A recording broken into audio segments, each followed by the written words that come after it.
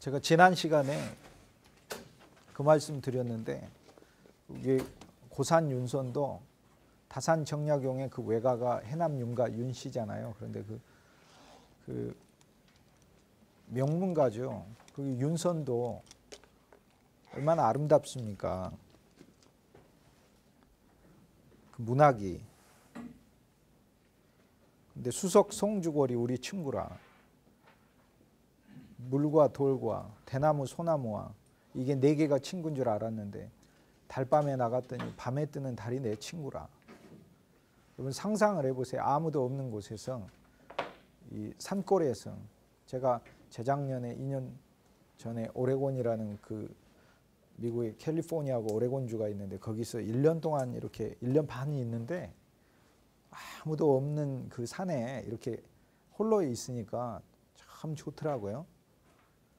이 세상을 안 보니까. 그래서 밤에 뜨는 달이 나타나면 밤에 뜨는 달이 내 친구다. 그걸 그렇게 노래를 했다니까요. 조선시대 아름다운 문인들이. 그 세상은 어떤 그 목가적이고 전원적이고 고요함을 추구하는 것인데 이것이 종교적인 거예요. 이것은 그리스도 예수 안에 위치가 없어요. 이것이 그리스도 예수 안에 위치가 있으면 안 됩니다. 왜냐? 그리스도 예수 안에서는 그리스도 예수를 모퉁이 돌로 삼아 너희도 산돌로서 신령한 집으로 건축되어 가느니라. 이것이 신앙의 전진이기 때문에 그래요. 많은 사람이 자기가 개인으로 죄인이라는 것은 알고 그리스도 예수를 구주로 만나가지고 주님으로 기뻐하긴 하는데 그 다음 전진이 없어요. 그래서 성경의 최고 계시는 뭐냐면 가장 필수적인 계시는 생명인데 가장 마지막에 최고의 고봉에 계시는 교회. 교회가 무엇인가를 아는 것. 이 교회가 무엇인가를 아는 것. 이 문제는 2000년 기독교 역사에 있어서 이처럼 어렵고 중대한 문제. 그거하고 필적할 정도로 어려운 거 하나를 얘기를 하려면 예수의 피에 대한 거예요. 피가 뭐냐는 거예요. 왜냐하면 피가 언약의 표징일 뿐 아니라 언약의 표징이냐 언약의 실제냐. 피 자체가 약속이냐 아니면 피는 약속에 대한 보증이냐. 그러니까 그게 자체가 어떻게 인식하느냐에 따라서 신학적인 경향성도 확 달라지는데 이게 피가 우리 자체에서 그리스도와 우리의 관계에 있어서 내재적인 문제라면 외적인 그리스도인의 관계에 있어서는 교회의 문제가 제일 높은 거예요. 교회의 문제를 보는 것은 성소를 통하지 않고서는 교회를 볼 수가 없습니다. 제가 이 얘기 드리는 건 뭐냐면 우리는 아담의 후손으로부터 태어나면서부터 값없이 아담으로부터 값없는 은혜를 너무 많이 받았어요. 그리스도로부터만 값없는 은혜를 너무 많이 받은 게 아니고 아담으로부터도 은혜를 값없이 받아가지고 개인주의, 자기관념, 자기 생각, 신앙생활을 해도 자기 생각 안에서 신앙생활을 하고 자기관념 안에서 신앙생활을 하고 자기 이해 속에서 신앙생활. 그런데 그리스도 예수의 십자가는 이렇게 보이면은 드라큘라만 죽이는 십자가가 아니라 그 드라큘라가 나라는 거야. 나 전체를 죽인 십자가예요. 그리스도 예수의 십자가는. 그래서 그리스도 예수 안에서는 사실 자기가 없어야 진짜 사역을 해요. 그러니까 여러분 안에 있는 그 수줍은 성격은 옛사람 아담이 준 성격이고 그 수줍음 속에는 독립성이 뒤들어 있어요. 독립적인 게.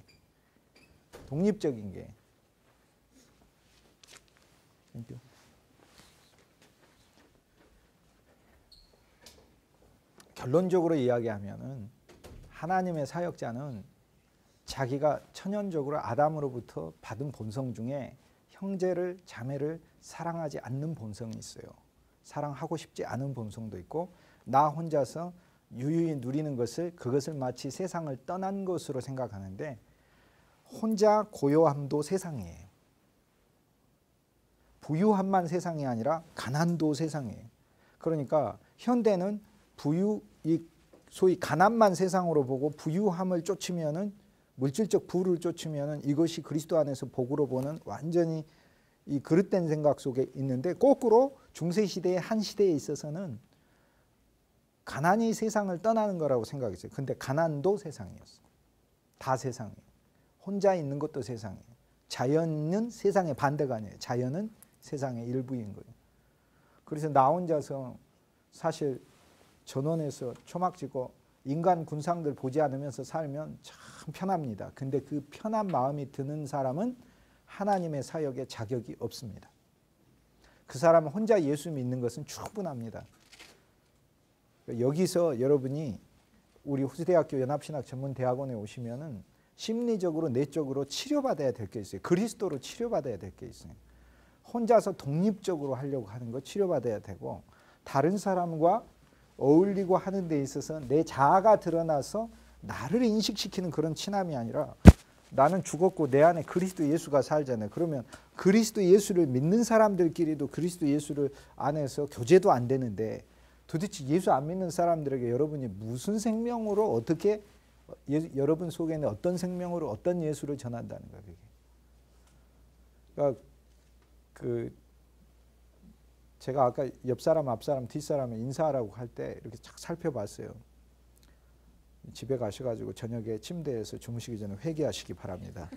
주님, 나의 이 개인적인 성격, 나의 이 수줍은 성격, 그거는요, 교회에는 수줍은 사람 필요하지 않습니다. 수줍은 사람 일면에서 참 좋죠. 교회 안에서 막 목소리 높이지 않고 조용하고 그러면 얼마나 좋습니까? 좋은 게 아니에요. 여호와를 찬양하라고 그랬지 조용하라고 했습니까? 함께 찬송해야 될 때도 수줍고 있고, 함께 기도해야 될 때도 수줍고 있고, 그런 게 필요한 게 아니다. 그러면은 막 적극적이고 열심히 하는 사람 좋습니까? 아니죠. 적극적이 말아야 될 때도 적극적이고, 혼자 적극적이어 버리고, 그 사람만 적극적이지 않으면 될 때도 그 사람 혼자 적극적이어 버리고. 교회에는 적극적인 사람 필요한 것도 아니고 점잖은 사람 필요한 것도 아니에요. 예수 그리스도 성격, 예수의 성품 가진 자가 필요한 것이지. 근데 이 예수의 성품은, 이게 이제 우리가 후반에 가면 과연 우리 안에 있는 이 인성의 문제가 종교개혁자들이 약간씩 본 바가 틀립니다. 마틴 루터는 그리스도 예수께서 인간이 되심으로, 인성이, 루터 칼빈은 그리스도 예수께서 인간이 되심으로 인성이 우리 속에서, 그리스도 예수 안에서 온 우주에서 처음으로 합당한 인성이 나타났다, 이렇게 봅니다. 온 우주에 완벽하고 온전한 인격 가진 분이 예수님 빼놓고 누가 있어요? 그런데 그 예수님은, 예수님 인격을, 예수님 우리가 닮아가는 이 복음의 문제는 이제 별개의 문제라, 제가 잠시 후에 또 이번 학기 내내 그 문제를 다루기는 하겠습니다만, 그러니까 인성의 그리스도가, 그리스도께서 온전한 인성을 가지셨다, 그 얘기는 참된 무슨 뭐 혈과 피를 가진 인간이다 그런 차원만 말하는 게 아니라, 인간이 가지는 인성의 마음이라는 게 있고, 인성의 심리라는 게 있고, 인성의 생각이라는 게 있고, 그 인성이 가지는 인간으로서 기본적 특질이 있어요. 이 특질이 온 우주에서 유일하게 왜곡되지 않은 분이 그리스도다, 그 말이거든요. 얼마나 행복하면, 만약에 그게 우리라면 얼마나 행복합니까? 여러분이 인간관계 하면서, 예를 들어 여러분 가정 내에서도 여러분 심리가 틀어져 있기 때문에 얼마나 많은 사람들에게 상처를 주었어요.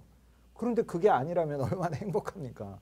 근데 그래서 이제 이 인성이 그리스도 예수께서 육신을 입고 세상에 오실 때 생겨난 것이냐, 그분이 처음 보여준 것이냐, 이게 이제 막 루터 캘빈이고, 나중에 아나베프티스트 메노 시몬스 가면 아니다.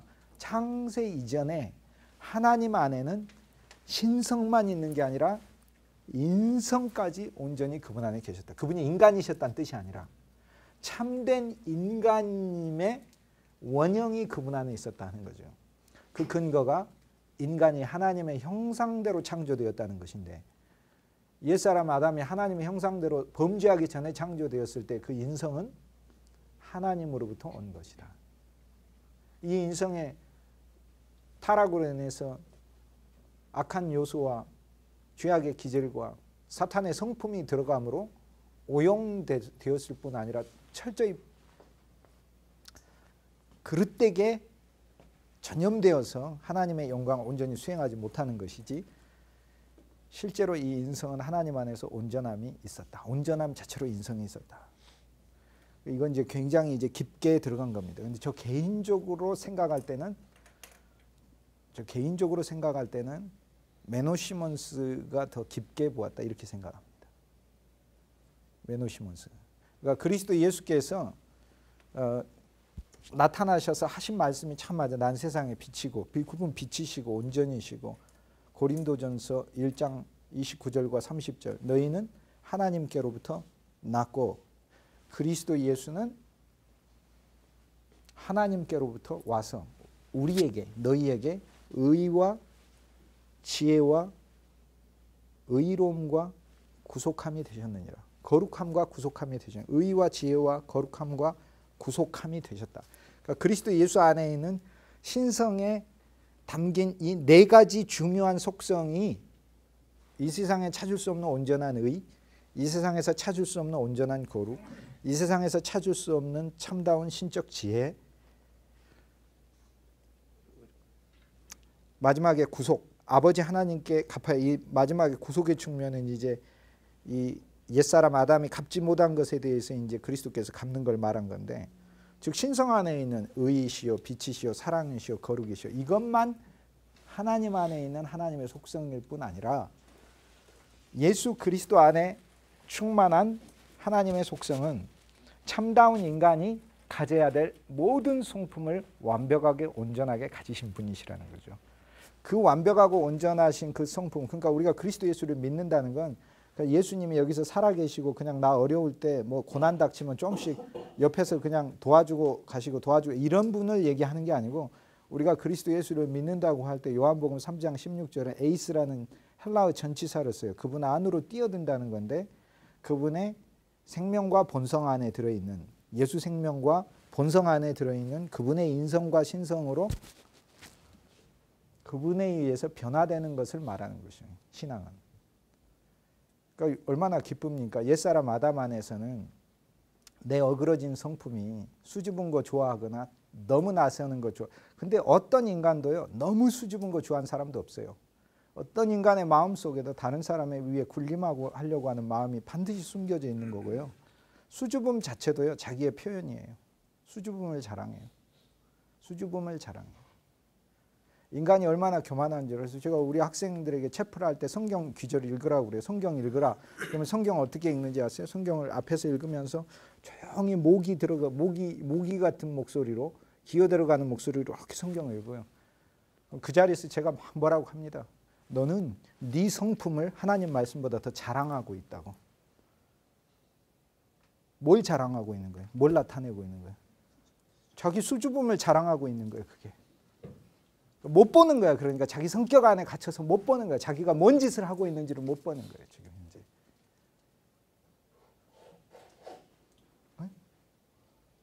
자기의 수줍음은 말씀 안에서 설 위치가 없어요. 그러니까 인간이 자기 안에 갇혀 있으면 절대 보지를 못합니다. 이거를. 어쨌든 얘기가 잠깐 초반 부분에 길어졌는데 이건 중요한 얘기입니다. 옛사람 아담 안에서 하나님은 우리가 자동차 사고가 나가지고 앞뒤 조금씩 부서져가지고 적절히 우리를 그리스도 예수 안에서 고쳐서 사용하시기 위해서 예수 그리스도를 보낸 게 아니라, 그리스도의 십자가는 우리 옛사람을 끝내버리시기 위해서 보내신 거예요. 십자가는 종결이에요. 옛사람의 종결 끝남이에요. 완전히 끝났어요. 그래서 사실상 그리스도 예수를 믿는다는 걸 뭘 이야기를 하냐면, 예수 외에 다른 걸 아무것도 안 믿는다는 걸 말하는 거예요. 돈도 안 믿고 내 건강도 안 믿는 거예요. 심지어 내가 어떤 사람 막 자기가 건강하다고 생각하는데 건강하다는 생각조차 안 믿는 거예요. 명예도 안 믿는 거예요. 아무것도 안 믿는 것을 말하는 거예요. 예수를 믿는다는 말은 예수 외에 어떤 것도 안 믿는다는 것을 사실 말하는 거예요. 그게 예수를 믿는 거예요. 자기를 믿을 이유가 없는 거죠. 자기 성품을. 자기 성품을 바꿔보려고 하고 고쳐보려고 하는 것은 그건 세상 종교이고, 그리스도교는, 예수 그리스도의 진리는 그리스도 예수의 성품으로 내가 그분에 의해서 변화되는 거예요. 주체가 그분이에요. 주체가 그분. 나의 노력이 아니라. 이거 그냥 할 수 없는 일. 예수님이 예를 들어서 마음과 목숨과 뜻과 정성을 다해서 우리 보고 사랑하라고 이렇게 예수님이 말씀하신 게 아니에요. 율법사가 이야기를 했지. 그러니까 예수님이 율법사 보고 너도 가서 그렇게 해보라고 했어요. 해보라고. 할 수가 없어요. 어떻게 마음과 목숨과 뜻과 정성을 다해 예수님 마음과 목숨과 뜻과 정성을 다해 세상을 사랑하라면 내가 오히려 더 잘할 수 있죠. 나를 더 사랑하라고 하면 내가 더 잘할 수 있고, 마음과 목숨과 정성과 뜻을 다해 하나님 사랑해보라고 하면 난 못해요. 내 차원으로 되는 일이 아니라 마음과 목숨과 뜻과 정성, 성경은요 율법 한 점 한 획도 어기면 안 돼. 다해서 사랑해야 되는데 다해서 사랑할 분은 그리스도밖에 없다 그 말이에요. 그 그리스도 예수가 다 사랑하셨고, 하나님을 마음과 목숨과 뜻과 정성을 다해 다 사랑하셨고, 다 사랑하신 그 그리스도가 내 안에 와서 나를 통해 그 삶을 이루어가는 게 신앙인 거죠. 나를 통해. 내 노력으로 내가 해보는 것이 아니라 그분이 내 안에서 이루어가는 거예요. 그러니까 성품을, 자기 성품에 대해서 절대 신뢰하지 마시고 자기 성품 안에 있는 이 아담으로부터 값없이 받아온 이 성품 속에는 하나님의 일을 하기에 너무도 장애가 되는 성품들로 가득 차 있다. 이것을 먼저 보는 것처럼 중요한 거 없습니다. 어떤 사람은 어설프게 자기를 보고 자기 안에 목회 사역하기에 참 좋은 성품이 있다고 생각합니다. 저도 전에는 그렇게 생각했어요. 어떤 사람 만나면 아, 이 사람은 사람들을 만나서 목양하기에 참 좋은 성품. 절대 안 그래요. 제가 아는 참으로 이게 친한 친구 중에 한 명이 언어의 구변이 너무나 뛰어난 친구가 있어요. 제가 이렇게 봐도 뛰어나다고 느낄, 이 공부하는 학자가 봐도 아, 언어가 뛰어나다고 느낄 정도니까 참으로 말을 잘해요. 목회 사역에 도움이 될 것 같습니까? No. 자기를 너무 신뢰해. 자기 언어를. 벗어나지를 못해. 자기 언어 안에서 하나님의 말씀을 풀이하려고 하니까 그 말씀 속에 생명이 있을 수가 없는 거죠. 자기 언어가 줄어들고 설교 속에는 성경에 나오는 단어들이 많아지는 것이 그것이 참된 메시지인 것이지. 어떤 사람은요 어설프게 영리하면요 그것처럼 목회 사역에 방해가 되는 게 없어요. 미련한 것도 방해가 됩니다. 왜냐하면 자기가 미련한 것에 대해서 모르거든요. 미련하면. 영리하면 자기가 영리하다는 사실 때문에 자기를 신뢰하고 결국에 우리는 미련에도 문제예요. 영리에도 문제예요. 그러면 뭐냐? 그리스도의 십자가는 우리를 다 끝내고 죽여버리신 것이다. 옛사람이 로마서 6장에 4번이나 그리스도 예수와 함께 십자가에 죽은 것을 알지 못하는 거예요. 그러니까 옛사람의 죽음이다. 그러면 나는 그리스도 예수와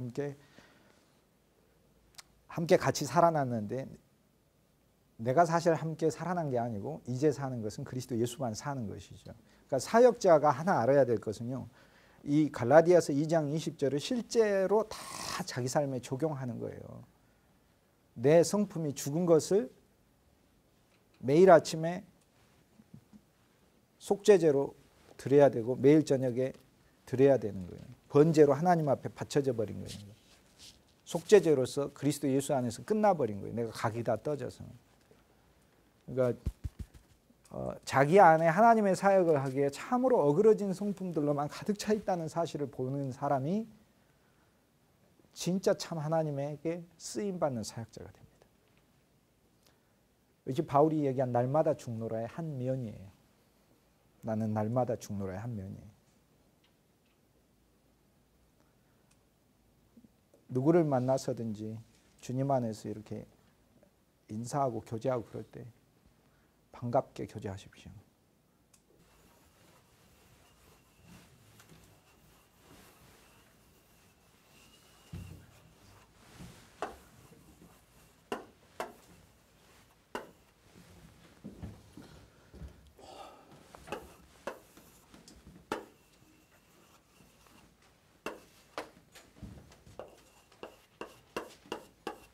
오늘 한 3,500년을 할 테니까 오늘 종교개혁사를 하는데 1,500년대부터 할 건데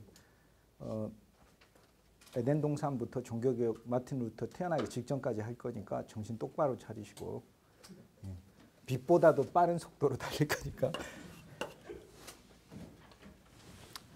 오늘날의 스페인이에요. 이 스페인은 지금으로 하면 반도 이름이 있어요. 여기도 반도잖아요. 여기 이베리아 반도, 여기 아틀란틱 오션, 대서양. 이쪽으로 계속 가면은 이제 자꾸 걸어 나가면 온 세상 어린이들 다 만나고 우리나라도 나와. 이쪽으로 가면 여기가 아시아로 오는 길이고 이베리아 반도, 이탈리아 반도, 발칸 반도. 우리나라는 한 반도. 우리나라 한자는 우물벽 한자. 제가 여러 번 설명을 드렸습니다. 우물벽을 잘 쌓아서 우물벽 한자다. 우물은 영적 상징어예요. 영적 상징어라. 우물이라는 말은 온 마을에 있는 사람이 다 마시는 물이죠. 우물. 근데 이 세상에 있는 모든 것은 실제가 아니에요. 예를 들어 저 인간이잖아요. 근데 인간의 실제가 아니에요. 여러분도 인간의 실제가 아니고. 갈라디아서 2장 20절에 내가 그리스도 예수와 함께 십자가에 못 박혔나니 이제 나는 없어요. 그런즉 이제 내가 산 것 아니요 누가 살았어요? 그리스도 예수가 살아요. 그런데 그리스도 예수가 산 성경을 사탄은 6,000년 이상 말씀을 계속해서 우리에게 왜곡해서 얘기한 거단 말이에요. 사탄은 일생 동안 우리에게 뭐를 속삭이겠습니까? 네가 죽었고 그리스도 예수가 살았다를 속삭일까요? 아니면은 그리스도 예수는 없고 네만 살았다고 속삭일까요? 그죠? 그 사탄의 참수 이기면 안 된다 그 말입니다. 그 사탄의 참수에 대한 무기가 뭐예요? 피. 예수의 피. 어린 양의 피와 증거하는 말. 피는 객관적인 건데 증거하는 말은 주관적인 거예요. 어린 양의 피와 증거하는 말로 사탄의 참소를 이겼느니라. 그러니까 세상에 있는 모든 것은 다 그림자라. 바울이 얘기할 때 이것을 그림자라고 부릅니다. 그림자요.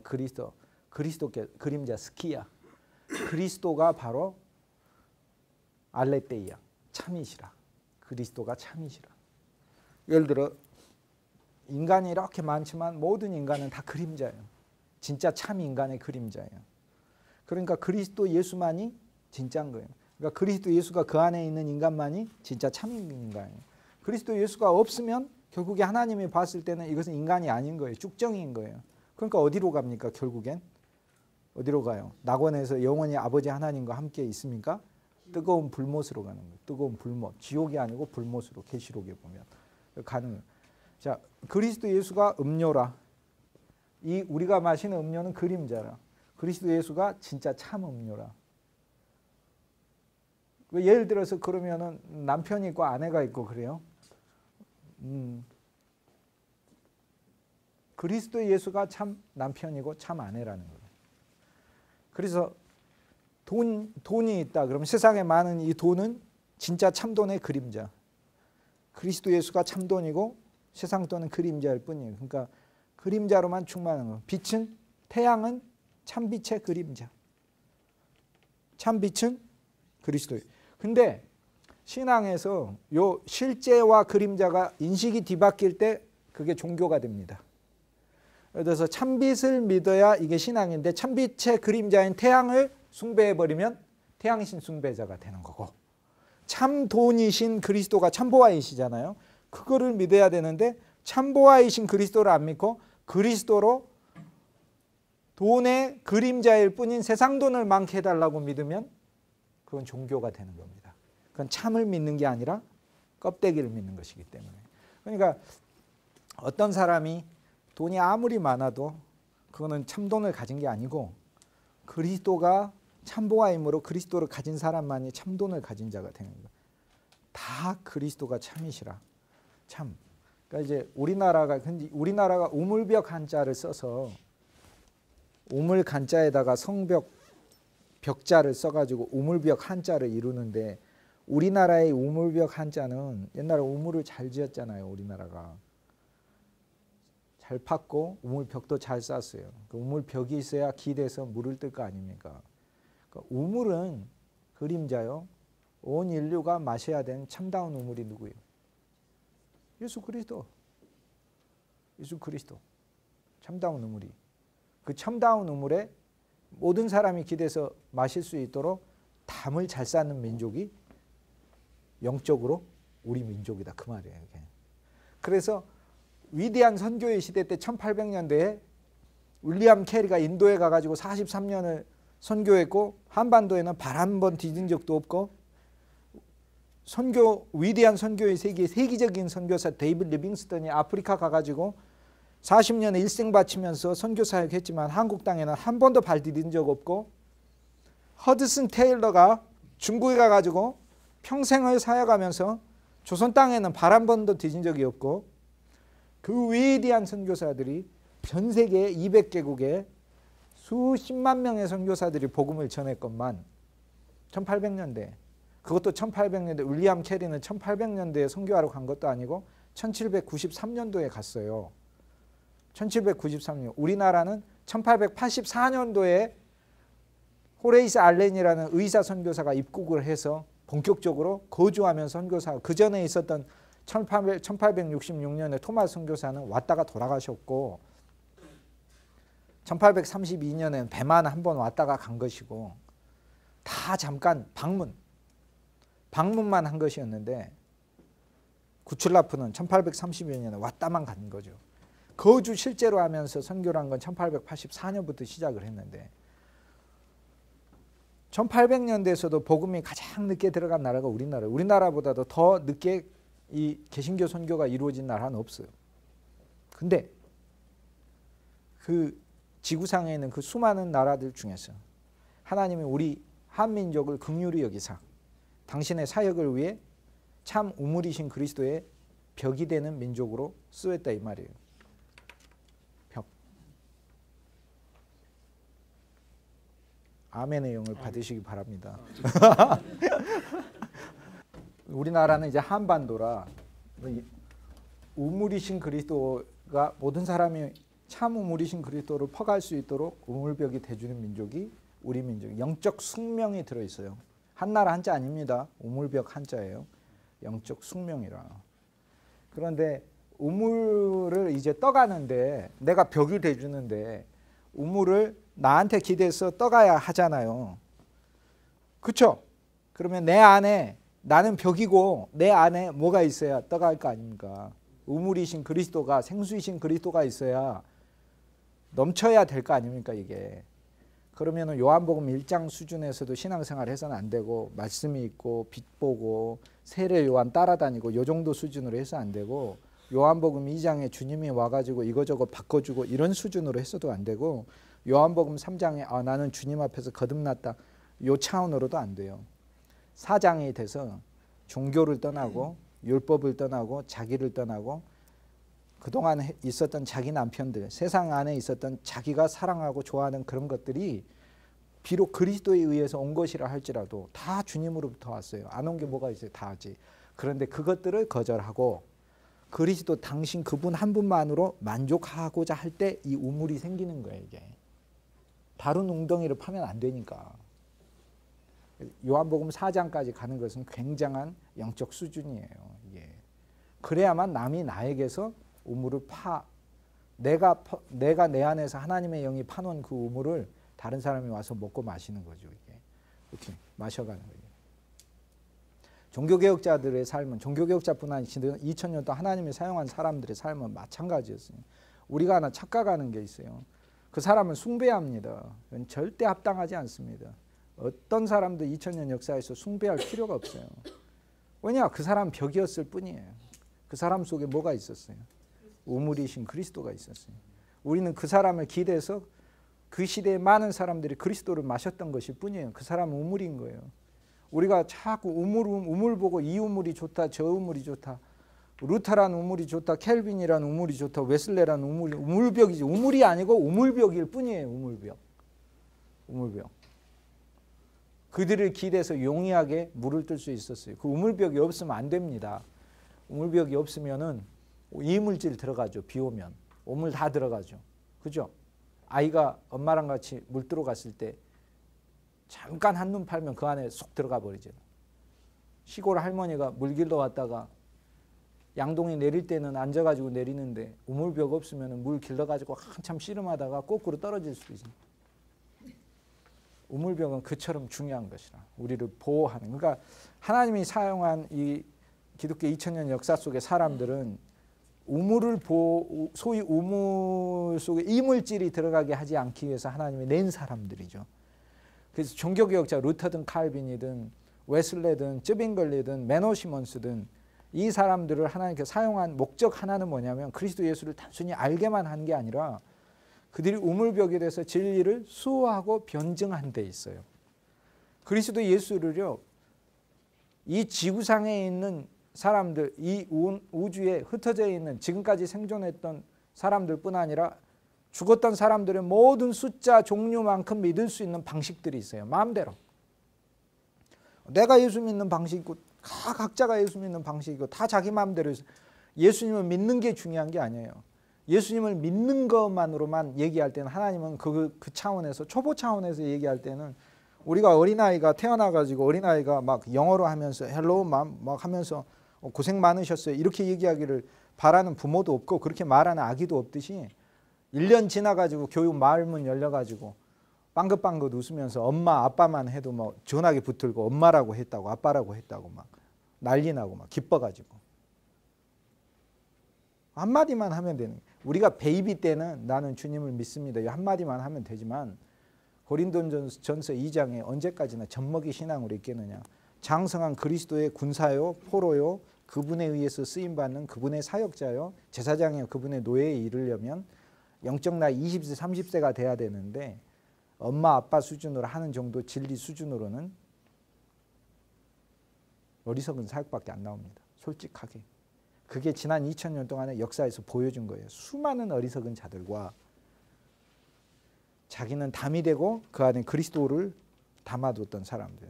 역사신학은 여러분에게 담을 만드는 하나의 과목이에요. 이게 역사신학 이제 그 면에 있어서 예수 그리스도를 믿되 그리스도가 원하는 방식으로 믿고자 하나님께 자기 자신을 드린 사람들의 이야기예요. 그리스도가 원하는 방식대로 믿는 거예요. 우리는요 육신의 부모도 자녀를 키울 때 부모가 자녀가 자라나기를 바라는 방식이 있어요. 지 맘대로 자라나기를 원하는 게 아니라 바라는 게 있어요. 그죠?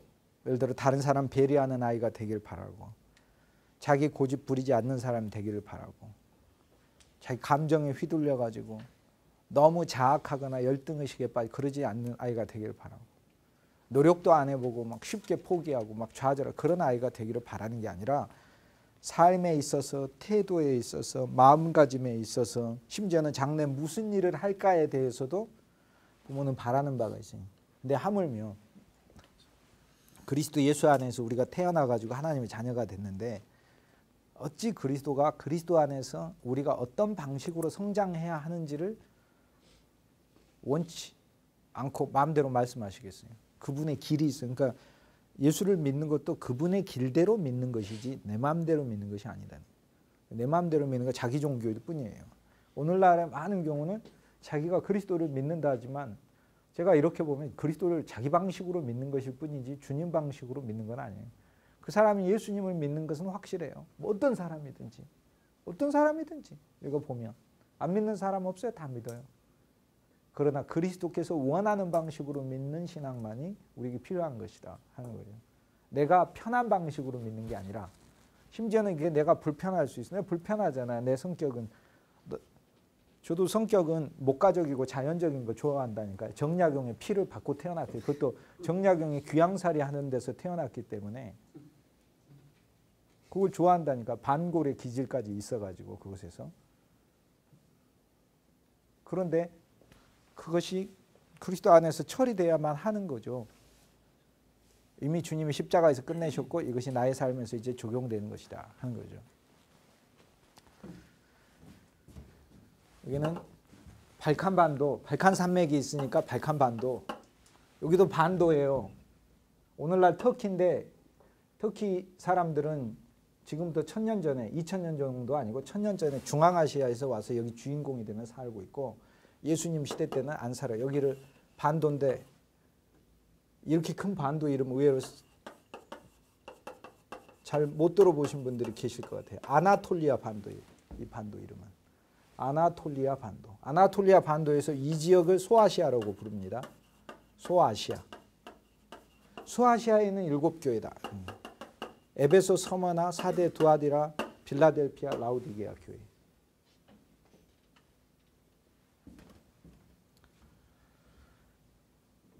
고대 세계에 있어서는 여기 강이 2개가 있는데 하나는 유브라데 강이요. 유프라테스. 이거는 티그리스 강이라. 이 두 강 사이를 메소포타미아라고 부르는데 이 두 강의 주인공이 세계를 차지하는 거예요. 이 두 강. 이 두 강을 차지하고 넓은 제국을 세워서 세계사에서 사실상 제국이라고 부를 만한 명실상부한 가장 큰 영토를 보였던 나라가 아시리아예요. 역사에서 가장 먼저 등장하는 게 BC 800년대 아시리아. BC 800년대고 이 아시리아에서 이건 기초 상식이 지금 기초 상식을 얘기하는 이게 기초 상식으로 안 들리는 분은 쉽게 생각해서 아, 내가 굉장히 기초 상식이 모자라구나 이렇게 생각하시면 되는 거예요, 지금. 네? 이렇게 개인적으로 그렇게 생각하시면 돼요. 기초 상식에 해당하는 거예요. 아, 일반인들에게는 기초 상식이 아니고 하나님의 일을 수행하고자 하는 분들에게는 이거는 기초 상식으로 이 부분은 돼 있어야 돼요.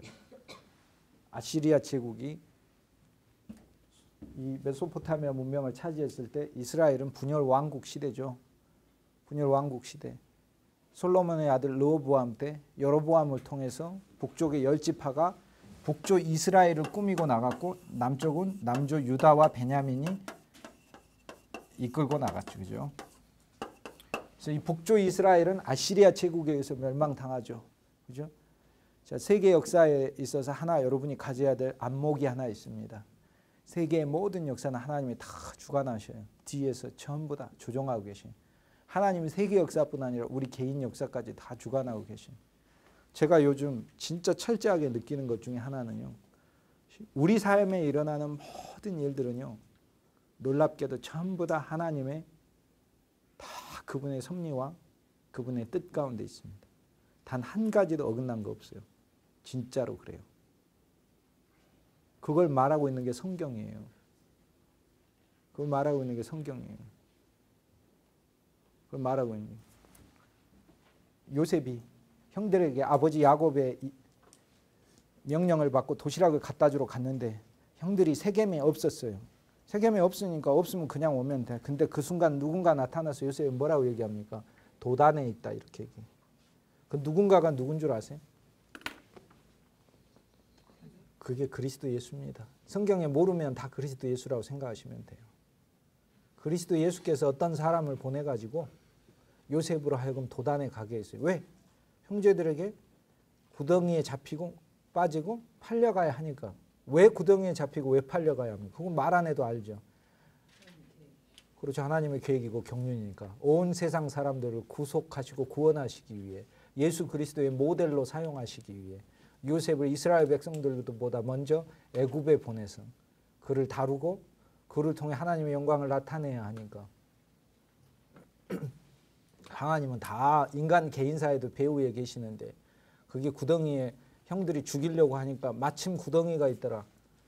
마침 구덩이가 있었어요. 구덩이가 있게 하신 것도 하나님. 구덩이가 없으면은 요셉은 루벤하고 시몬하고 루벤은 살리려고 했지 시몬하고 레이한테 맞아 죽었을지도 몰라요. 사람은 분노하기 시작하면은 자식이 아비도 쳐 죽입니다. 분노가 우리 속에서 제일 강해요. 우리 심리의 영역에 있어서. 근데 분노는 순발력은 아주 빠른데 지구력이 없어요. 금방 분노하고 나서 힘 빠져가지고 이성한테 사정없이 두들겨 맞습니다. 우리 속에서 막. 이성이 사정없이 분노를 팹니다. 좀 전에 자식아 네가 참아야지 자식아 이렇게 되는 건데. 근데 순간 내는 힘은 분노를 아무것도 이길 수가 없어요. 분노를 이길 분은 로마서 8장에 보면 그리스도의 영밖에 없다고 얘기하고 있어요. 영에 따라 생활하는 거. 없어요. 그거밖에 없어요. 구덩이가 마침 있었던 그 지역도 다 하나님이 만들어 놓으신 거라. 우리 삶에서 하나님이 우리로 하여금 구덩이에도 빠지게 하셔요. 그 구덩이가 나를 건져내는 겁니다. 그 구덩이에 있을 때 미디안 상인들, 이스마엘과 미디안 상인들이 장사치가 가는 거예요. 그것도 다 하나님 보내신 거예요. 그 속에서 아무리 아버지께 돌아가게 해달라고 기도하지만 소용없어요. 애굽으로 가는 거지. 하나님의 뜻과 경륜 이루어야 되니까. 보디발이 집에 갇힌 것도 다 하나님의 뜻이에요. 감옥에 들어가는 것도 다 하나님의 뜻 아래에 있는 거예요. 전부 다. 술 가는 장, 떡 가는 장에 들은 것도 다 하나님의. 그건요. 지금부터 3,800년 전에 요셉의 이야기만이라면 성경책 읽을 필요도 없고 찢어버리면 되는 거예요. 요즘처럼 살기 바쁜데 그거 읽고 있을 시간이 어디 있어요. 그 얘기는 그 얘기가 아니라 그리스도의 이야기고 그리스도 안에 있는 나의 이야기이기 때문에 하나님 지금까지 성경을 준 거다 그 말이에요. 그게. 그러니까 뭐를 이야기하고 있는 우리 삶에 우리에게 다가온 모든 심지어는 구덩이조차도 내가 빠져가지고 허우덕대고 있는 그 구덩이조차도 그리스도라. 그리스도께서 마련하신 거예요. 그 속에서 우리는 더 다루어지고 더 조성되고 하는 거니까 하물며 그러니까 하나님의 경륜, 하나님의 위대한 그분의 섭리와 경륜은 두 차원에서 역사하는데 하나는 인간사 개인 차원이고 내 소우주니까 내 자신이 하나는 우주적 차원으로 역사하시는 거예요. 그래서 북이스라엘 왕국이 하나님 뜻대로 살지 못하면 하나님의 아시리아를 동원해서 쳐버리시고 하나 또 원칙이 있어요. 아시리아는 그냥 세상 민족이에요. 하나님의 눈으로 봐서는 선택한 이스라엘 백성들이 이스라엘 백성을 선택한 거예요. 그러니까 옛 율법 아래서 이스라엘 백성을 하나님이 선택하고 사랑했다. 너희는 내 아들이다. 출애굽기 4장 4절에 이스라엘은 내 장자다 이렇게 얘기하고 이사야 55장에 보면은 나 여호와는 이스라엘의 남편이다 이렇게 말씀하시고 그래요. 아들일 뿐 아니라 여호와 하나님 아버지일 뿐 아니라 남편이시기도 하고 그래요. 다니까 뭐 우리 다니까 우리의 모든 것이시니까. 이스라엘 백성들은 구약 아래서 율법의 이스라엘은 하나님의 육적으로 선택받은 자들이지만 신약 안에서 예수 그리스도 안에서는 창세 전에 그리스도 예수 안에서 에베소서 1장 3절 우리를 선택하사 예수의 피로 구속하시고 예수의 지혜와 예수의 명철로 우리를 충만하게 하신 다음 에베소서 1장 8절에 9절에 보면 그 비밀의 경륜을 우리에게 나타내셨으니 이 비밀의 경륜은 그리스도 예수로 만물이 통일되려 하려 함이라. 그러니까 그리스도 예수 그분의 사역을 위해서 결국에 하나님이 우리를 선택하셨는데 우리가 이제 새 이스라엘이 된 거죠. 영적 이스라엘이. 그래서 육적 이스라엘과 영적 이스라엘이 지금 같이 있는 거죠. 그러나 이것도 구분하지 말라고 그랬어요. 에베소서에 보면은 유대인이나 이방인이나 그리스도 예수 안에서 하나이니라. 우리가 참 할례당이라. 우리가 참 이스라엘이라.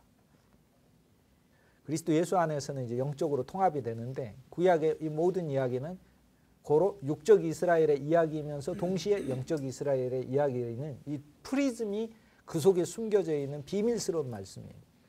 그러니까 구약을 표면적으로만 읽는 것은 이것은 하나님의 경륜에 있어서 절반밖에 보지 못하는 겁니다. 그것은 육신의 이스라엘에 대한 이야기면서 동시에 오늘날 우리 영적 이스라엘에 대한 사람들의 적용의 이야기예요. 오늘 우리 저와 여러분이 요셉이 돼가지고 요셉의 꿈을 갖는 거죠. 알곡이 되는 꿈. 다 알곡만 되는 게 아니라 묶여야 되잖아요. 볕단으로. 성경에서 묶이는 거는 진리로 묶이고 사랑으로 묶이고 겸손으로 묶이고 주님 안에서 우리를 묶어주는 그 띠들이 있던데 온유함으로 묶이고 섬김으로 묶이라고. 묶여야죠. 묶여서 요셉에게 절을 하는 것이라. 그리스도께 절을 하는 것이라. 별이 돼 별. 그 꿈을 갖는 것이다. 그러니까 그 원칙은 구약에 있어서 원칙은 하나님이 선택한 백성이 하나님의 뜻에서 어긋나면 하나님이 징계하시나 징계로 사용된 저 민족들은 하나님의 경륜 안에 있지 않은 민족이기 때문에 시효가 끝나면 가차없이 없어지거든요. 가차없이. 그래서 아시리아가 북이스라엘 왕국을 공격하나 아시리아가 사용이 끝나면 아시리아 시대를 마감시켜버립니다. 하나님은. 그리고 바벨론 제국을 두게 하죠. BC 600년대. 그래서 바벨론 제국을 세계적으로 확장시킨 왕이 그 유명한 느부갓네차르라고 일반 책에는 이렇게 나옵니다. 그래서 바벨론 제국은 북이스라엘이 아니라 이제 남조 유다에 관계되잖아요. 그래서 남조 유다를 587년에 멸망시키고 예루살렘 성전을 다 부수고 또 그 이전부터 다니엘을 비롯해서 유다에 있는 많은 사람들을 노예로 끌고 가고 전쟁 중에서 저항했던 사람들은 눈을 뽑고 손목을 잘라버리고 아주 잔인한 민족이었죠.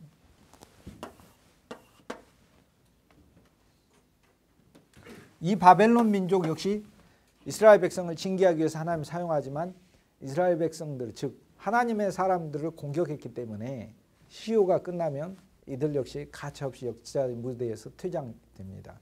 그래서 이제 등장한 게 페르시아라. 근데 페르시아는 처음에 메데라는 민족하고 연합을 이뤄가지고 메데 페르시아 이렇게 불렀어요. 그 다음 페르시아 민족이 페르시아 거대한 제국을 세운 다음에 그리스를 한번 공격하잖아요. 그리스를 공격해가지고 일으킨 전쟁이 그때 이제 공격하러 간 게 처음에 BC 490년에 다리우스가 한번 공격하러 갔다가 패배하고 다리우스가 죽으면서 그 아들 이제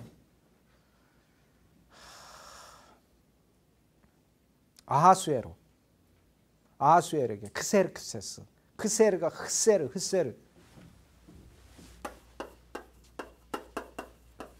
이게 크세르크세스라고 읽는데요. 영어로는 저르적스라고 읽어요. 발음이 좀 어려운 단어, 굉장히 어려워. 사람 이름인데도 왕 이름인데도 좀 어렵습니다. 발음이 크세르크세스인데 영어로 하면은 저르적스라고 읽습니다. 저르적스 이렇게 읽어요. 근데 고대 발음으로는 크세르크세스. 왜냐면 X가 크스 발음이 있거든요. 크스 발음이 있어서 그래. X에 X죠. 원래 X가 이게 X예요. 크스잖아요. 이게 줄여서 우리가 빨리 읽으니까 X 이렇게 읽는 거지. 액자예요. 기역자가 아니고 키역자예요. 이렇게. 요 키역. X다 말이죠. 그러니까 이게 크세르크세스예요. 이게 발음이 크스에르 크스에스. 크세르크세. 근데 크세르를 히브리 사람들이 발음할 때 크세르라고 하지 않고 흐세르라고 발음했다고요. 후세르라고 발음하다가 이거를 R을 넣는데 아하스웨로라고 발음합니다. 아하스웨로. 흐세르. 아하스웨로. 그래서 에스더서에 보면 에스더 남편이 아하스웨로죠. 에스더 남편이. 그래서 이제 페르시아 제국이 그리스를 한번 공격했다가 페르시아는 바벨론을 멸망시켰죠. 그리고 페르시아가 그리스를 한번 공격했다가 패퇴하게 됩니다. 두 번이나 패퇴하게 490년, 480년을 공격했다가 이 다음에는 이제 페르시아가 영토가 줄어들고 그리스에서 BC 333년에 333 외우기도시요. 알렉산더 대왕이 페르시아 제국을 초토화시켜버리고 IS가 유물 때려 부시듯이 전부 다 페르시아에 있는 유물 다 부셔버렸어요. 수천 년 내려온 유적들을 다 부셔버리고 거대한 헬라 제국을 만들었고 그러면서 세계의 중심이 메소포타미아에서 이쪽으로 옮겨지고 알렉산더 대왕이 죽고 나서 제국이 분열되고 5개로 분열이 됐어요. 그래서 알렉산더 대왕의 부하들이 왕 노릇을 하게 됩니다. 카산더, 리시마쿠스, 안티고누스, 그 다음에 셀류키드, 셀레우코스라고 하죠. 셀레우코스, 포톨레마이우스 이렇게 5장군이 영토를 나눠가지고 헬라 제국 이후로 분열 왕국이 있었고 이 분열된 왕국이 내려오고 있을 때 여기에 있던 조그만 도시 로마가 여기 있는 라틴 평원을 점령하고 이 평원 이름이 라틴 평원이에요. 우린 저기 조금만 가면 예산 평야 있고 더 내려가면 김제 평야가 있어요. 근데 여기는 라틴 평야다. 라틴 평야. 평원. 쌀 농사 안 하니까 평야라고 안 하고 평원이라고 부르죠. 이 지역에서 나왔으니까 이 사람들은 로마 사람들이니까 언어를 본래 라틴 말을 하는 거죠. 라틴어. 라틴 말을 하는 거죠. 이들이 점점 성장하고 있었어요. 그러면서 지중해 쪽 패권을 다투고 있었는데 이 아프리카 북부에 카르타고라고 있어요. 카르타고. 이 카르타고라는 나라하고 로마하고 전쟁을 벌입니다. 4번이나 이거를 포에니 전쟁이다 또는 페니키아 전쟁이다 이렇게 불러요. 페니키아는 원래 여기 있는 나라인데 자주색이란 뜻이에요. 자주색. 성경에 보면은 누가복음 16장에 날마다 연락을 누리는 부자가 있어. 자주색 옷을 입고 자주 페니키아. 색깔 이름이 페니키아. 자주색. 왜냐하면 자주색은 여기에 있는 이스라엘 북쪽에 있는 오늘날의 레바논에 해당하는 이 지역을 페니키아라고 부르는데 이 민족 중 일부가 해양 민족으로 여기 이주해가지고 이 북쪽에서 카르타고의 지역에 원래 세운 원조 민족이에요.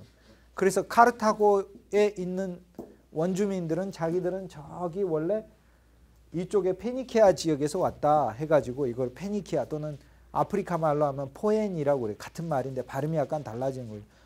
이게 베이징을 우리가 북경이다 이렇게 부르듯이 같은 북자인데 북경인데 우린 베이징, 경을 징 이렇게 부르듯이 포에니 전쟁이다. 이 전쟁을 4번이나 했는데 결국엔 로마가 승리하죠. 포에니 전쟁에 카르타고의 영웅은 한니발이요. 로마는 스키피오요. 근데 로마가 승리를 하죠. 지중해 패권을 얻고 그리고 로마가 세계적으로 확장을 합니다. 세계적으로 확장을 할 때 두 명의 위대한 장군이 로마를 확장시키는데 예수님 탄생하시기 100년 전이에요. 그러니까 정확하게 예수님 탄생하시기 100년 전에 이렇게 나눠가지고 서쪽 지역은 로마가 이제 다 정복을 합니다. 두 명의 장군이 거의 다 정복해요. 성을 도시국가를 1000개씩 이상 다 점령하면서 1만 달란트 이상씩을 거두어 드리는 거예요. 로마로 다 가지고 오는 거예요. 로마로. 서쪽 지역은 카이사르, 동쪽 지역은 폼페이우스가 점령을 해요. 그래서 카이사르나 폼페이우스는 100년 전 사람, 예수님 탄생하시기 100년 전 사람이에요. 그러니까 거의 이제 예수님 시대로 가까이 왔네요. 그래서 카이사르는 이쪽을 다 점령하고 폼페이우스는 이쪽을 다 점령해요. 점령하면은 뭐 합니까? 정복민에서 건강한 남자들 전부 다 용병으로 로마의 군사로 병사로 착출해 가지고 쓰게 되죠. 15살에서 35살 건강한 사람은 몸 약하면 농사짓게 하고 농사짓는 사람은 소춘의 3분의 1을 로마에다가 세금으로 바치게 하고. 그러니까 로마는 정복하면 할수록 군대 생겨 세금 생겨. 그렇죠? 그러면 군대가 생기면 군대를 놀려두면은 낭비잖아요. 그 생긴 군대로 또 다른 지역을 계속해서 점령해 나갑니다. 그래서 로마군은 계속 확장되게 돼 있다. 그래서 로마가 세계를 점령하고 나가면서 이제 점령한 지역에 쉽게 군대를 이동시키기 위해서 도로들을 깔게 되죠. 로마의 도로. 그래서 로마의 도로가 유명한 도로죠. 이 로마의 도로는 그래서 로마의 군사들이 가가지고 정복하고 이 노예로 사로잡아 오고 돈을 빼앗아 오고 그렇죠. 공격하러 가는 곳이고. 근데 이 도로로 100년 후에 예수님의 제자들이 복음을 전하러 다녔어요. 이 도로로. 로마가 도로 깔아놓으니까. 우리 그리스도인들은 세상의 문명을 그리스도의 유익을 위해서 사용하게 되는 것이죠. 그래서 오히려 포로로 사로잡힌 자들을 영적으로 포로로 사로잡힌 자들을 풀어주는 사역을 하러 다닌 거죠. 계속해서. 그래서 카이사르와 폼페이우스에서 로마가 제국이 건설됩니다. 이 둘이 벌어들이는 수입이 1년에 1만 달란트가 넘어요. 왜냐하면 세금을 그때 금으로 해서 1달란트에 23kg, 뭐 20kg 이상씩의 금이니까 막 수백억 원씩이죠. 달란트 하나에. 1달란트 하나에. 수백억 원씩이. 우리 속에 와 있는 하나님의 생명을 돈으로 환산하면 상상할 수 없는 거예요. 그게. 그 1만 달란트는 이제 이 두 명의 장군들이 거의 요세푸스의 기록에 의하면은 이스라엘이 800달란트를 세금으로 바쳤답니다. 이집트는 한 2000달란트 정도. 이게 평지도 많고 군사 소위 이제 군사적 측면에서 보급 창고 같은 그런 역할을 하는 나라였었으니까. 다른 지역에서 이렇게 수백 달란트씩 수천 달란트씩 거두면은 1년에 1만 달란트가 되는 거예요. 예수님 비유에 보면은 어떤 사람이 1만 달란트 빚졌다 이러고 얘기가 나오거든요. 근데 이게 일반 교육의 입장에서 얘기하자면 예수님 비유가 너무 잘못됐어요. 왜냐하면 여러분이 아이를 키울 때 아이들에게 이게 숫자에 대해서 가르쳐 줄 때 예수님 제자들은 지금 그런 단위의 숫자의 사람들이 아니에요. 그러니까 엄마가 이제 아이에게 숫자에 대해서 얘기할 때 엄마가 예를 들어서 뭐 5,000원이 있는데 여기서 2,000원어치 물건을 사면 얼마가 남니? 3,000원 이렇게 해야 이제 계산이 좋은데 어떤 엄마가 엄마한테 4조 3,653억 2,300억 원이 있는데 네가 3,500억 원을 쓰면은 얼마가 나? 이게 이런 식의 얘기는 안 한다 이 말이죠. 근데 예수님이 말씀하신 게 어떤 사람이 1만 달란트를 빚졌는데 이렇게 얘기를 해요. 그 1만 달란트 빚진 자가 1만 달란트를 꿔준 자에게 탕감을 받았다 이렇게 얘기해요. 그러니까 그 1만 달란트의 그 개념은 이스라엘 안에서도 없어요. 한 명도. 이해 가시죠? 로마 제국으로 가야 그 정도 돈을 만지는 사람이 한 사람 나옵니다. 황제. 예수님 이야기는 뭐냐면은 우리가 죄의 용서함을 받은 것, 과거 죄뿐만 아니라 우리 인생 자체가 그리스도 안에서 사면을 받은 거예요. 인생 자체가. 구약은 그림자이기 때문에 어린 양과 염소와 송아지를 죽일 때 하나님의 눈으로서는 시간 안에서 미래에 죽으실 그리스도의 죽음으로 보고 있어요. 그러니까 구약에 그리스도의 그림자인 동물의 제사는 이것도 그러니까 온 세상은 율법으로 구원받은 사람은 한 사람도 없어요. 받을 수 있는 사람은 그리스도 예수밖에 없는 거고, 구약도 율법으로 구원받은 게 아니라 어린 양을 잡아 그 피로 대속함을 받아서 죄 용서함을 받은 거예요. 그런데 동물을 잡아서 죽인 걸로 용서함을 받은 게 아니고, 우리는 동물을 잡지만 하나님의 눈으로 봐서는 미래에 와서 십자가에 못 박히실 그리스도 예수의 죽음을 어음으로 가져다 쓰는 걸로 간주하신다 그 말이에요. 그게 어음으로. 결제는 언제 이루어집니까? 한참 후에 예수님이 오셔서 결제를 치르시고. 어음. 그러니까 구약의 죄는, 동물 제사는 죄를 가리는 것, 또 지었던 죄들에 대한 용서만 있는 건데, 히브리서에 보면 히브리서 9장에 예수의 피의 효능에 대해서 이야기를 하는데 이건 말로 할 수 없는 것이라 이렇게 얘기해요. 어느 정도 효능이냐? 우리 인생 자체를 사면하신 용서다. 모든 죄를 사하셨다. 그 모든이라는 말은 우리가 시간 안에서 사실 짓는 모든 죄들 자체를 말한 거예요. 근데 그 죄에 대한 개념을 더 깊게 들어가 보면 그리스도 없이 하는 모든 게 죄거든요. 내가 나쁜 일 하는 거 그런 것만 얘기하는 게 아니라 그리스도 없이 하는 모든 것이 죄라. 그래서 이 신약이 말하는 그리스도 안에서 받은 그 구속함 중에서 구속함의 항목 중에 하나가 죄 용서가 있어요. 구속은 죄 용서가 아닙니다. 구속과 죄 용서는 다릅니다. 전혀 달라요. 저금하고 대출 상환하고 다르듯이 저금은 내 돈 넣는 거고 대출 상환은 꾼 돈 갚는 것이고, 그리스도 예수의 구속의 항목에 있어서 죄 용서가 하나의 항목이에요. 그 중에 구속 중에서. 그런데 구약과는 전혀 다른 새로운 언약으로 새로운 성취를 하셨다. 우리 인생을 영원히 사면하셨다. 그게 그리스도 예수 안에 있는 자의 복이다 이 말이에요.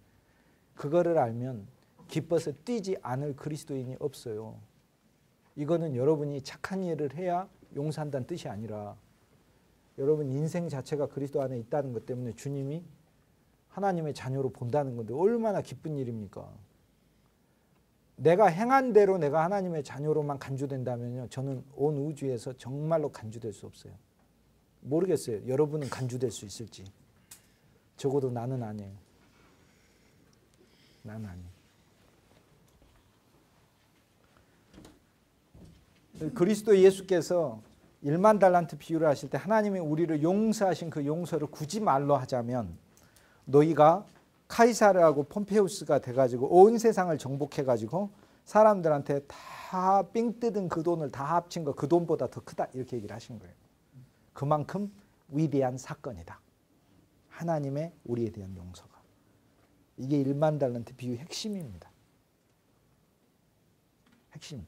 그런데 형제가 나한테 죄 지은 거, 형제가 나한테 잘못한 건 주님 눈으로 봐서는 100데나리온, 200데나리온, 300데나리온, 10만 분의 1, 100만 분의 1 이렇게 보시는 거예요. 근데 이제 우리가 그리스도인이 대부분 어리석어서 하나님 앞에서의 관계보다는 사람들과의 문제 때문에 거기에 매여가지고 꼭 그게 나에게 있어서 가장 중요하고 큰 문제인 것처럼 이러고 살고 있죠. 전혀. 자기에 빠져 있는 사람이에요. 자기에 빠져 있는 사람.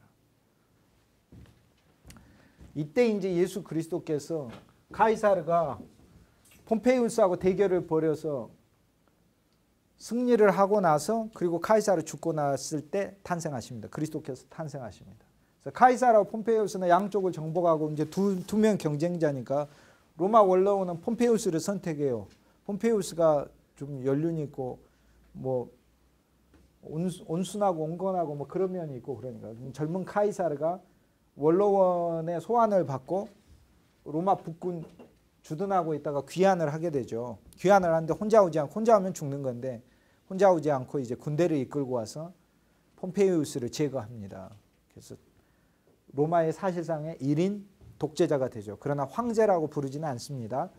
그리고 카이사르가 원로원에 의해서 암살당합니다. 왜냐하면 로마는 지금까지 한 사람의 로마가 아니었거든요. 근데 한 사람의 로마로 로마 역사에서 처음으로 만들어버린 거예요. 카이사르가. 로마는 공화정이었어요. 모두가 함께 원로원이 권한을 시민으로부터 위임받아 다스리는 나라였는데 폼페이우스가 사실상 왕 돼버린 거예요. 카이사르가 왕 된 거예요. 그래서 이 카이사르가 암살을 당합니다. 그래서 로마의 암살자들은 로마를 구했다고 그래서 자랑스럽게 이야기합니다. 우리는 로마를 구해냈다. 카이사르의 손에서 구해냈다. 그러나 카이사르는 너무 인기가 많았습니다. 그래서 오히려 로마의 암살자들이 로마에서 쫓겨나게 되고 이제 로마의 암살자들이 죽게 되죠. 이 카이사르의 암살자들이었던 인물들 중에 카시우스하고 브루투스가 있는데 이 둘이 동방으로 도망와 가지고 결국에는 안토니우스하고 옥타비아누스 카이사르의 후계자들이 보낸 군대에 의해서 죽임을 당하게 돼요. 근데 이 카이사르의 후계자인 안토니우스가 군대를 이끌고 와서 이 파르티아라는 로마 외곽에 있는 당시는 이제 파르티아가 있어요. 여기에는 파르티아라는 제국과 중동에 있는 제국과 전투도 벌이고 카이사르의 암살자들을 쫓아내기 위해서 이제 그들을 추격해 가지고 제거하기 위해서 군대를 이끌고 오는데 다소에서 한번 진주를 하게 됩니다. 다소성에서. 이때 안토니우스가 다소성에서 진주할 때 다소성에 있는 여기 길리기아라는 이 도성에 다소성에 있는 시민들이 안토니우스를 돕습니다. 그래서 안토니우스가 그때 기념으로 시민권을 전부 다 다소성의 사람들에게 허락을 해줍니다. 로마의 시민권을. 근데 그 시민권을 받은 부모 중에서 시민권을 가졌으니까 그 자녀도 시민권자로 태어나게 되죠. 바울이 태어난 바울이. 그 바울이 나면서부터 시민권을 받은 자. 부모가 시민권을 가졌었다. 그러면 길리기아 다소에 있는 사람들은 이렇게 먼 아나톨리아 반도 저기 남부에 있는 여기 있는 사람이 도대체 어떻게 이 로마라는 수도의 사람들만 가지는 시민권을 가질 수 있었는가? 그건 안토니우스가 여기 와가지고 전쟁 벌일 때 다소성의 시민들의 도움을 받았기 때문에 다 하는 거죠. 그리고 안토니우스하고 카이사르 후계자 안토니우스하고 옥타비아누스가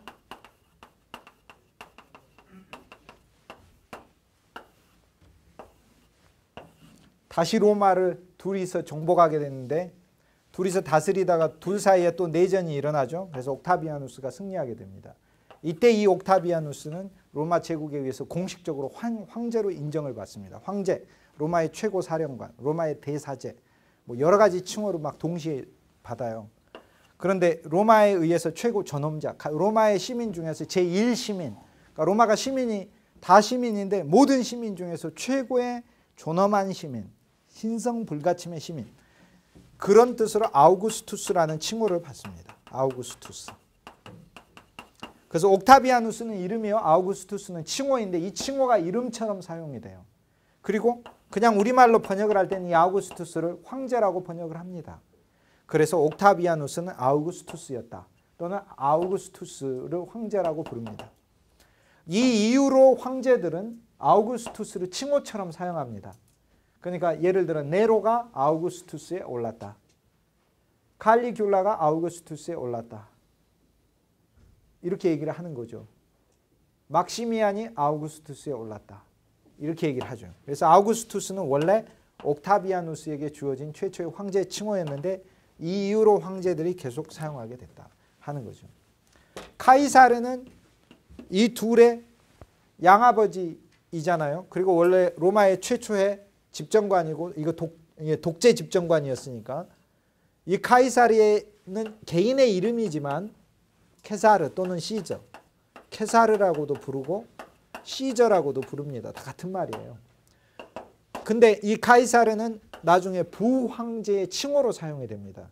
그러니까 로마가 부황제가 될 때는 카이사르라는 칭호를 사용하고 정황제가 됐을 때는 아우구스투스라는 칭호를 사용해요. 그러나 원래 기원은 이름이 저 카이사르고 아우구스투스는 옥타비아누스에게 있는 거죠. 누가복음 2장 딱 열자마자 뭐라고 나오냐면 가이사 아우구스토가 가이사, 즉 옥타비아누스가 카이사르가 죽고 나서 양아버지니까 이름을 카이사르를 받았잖아요.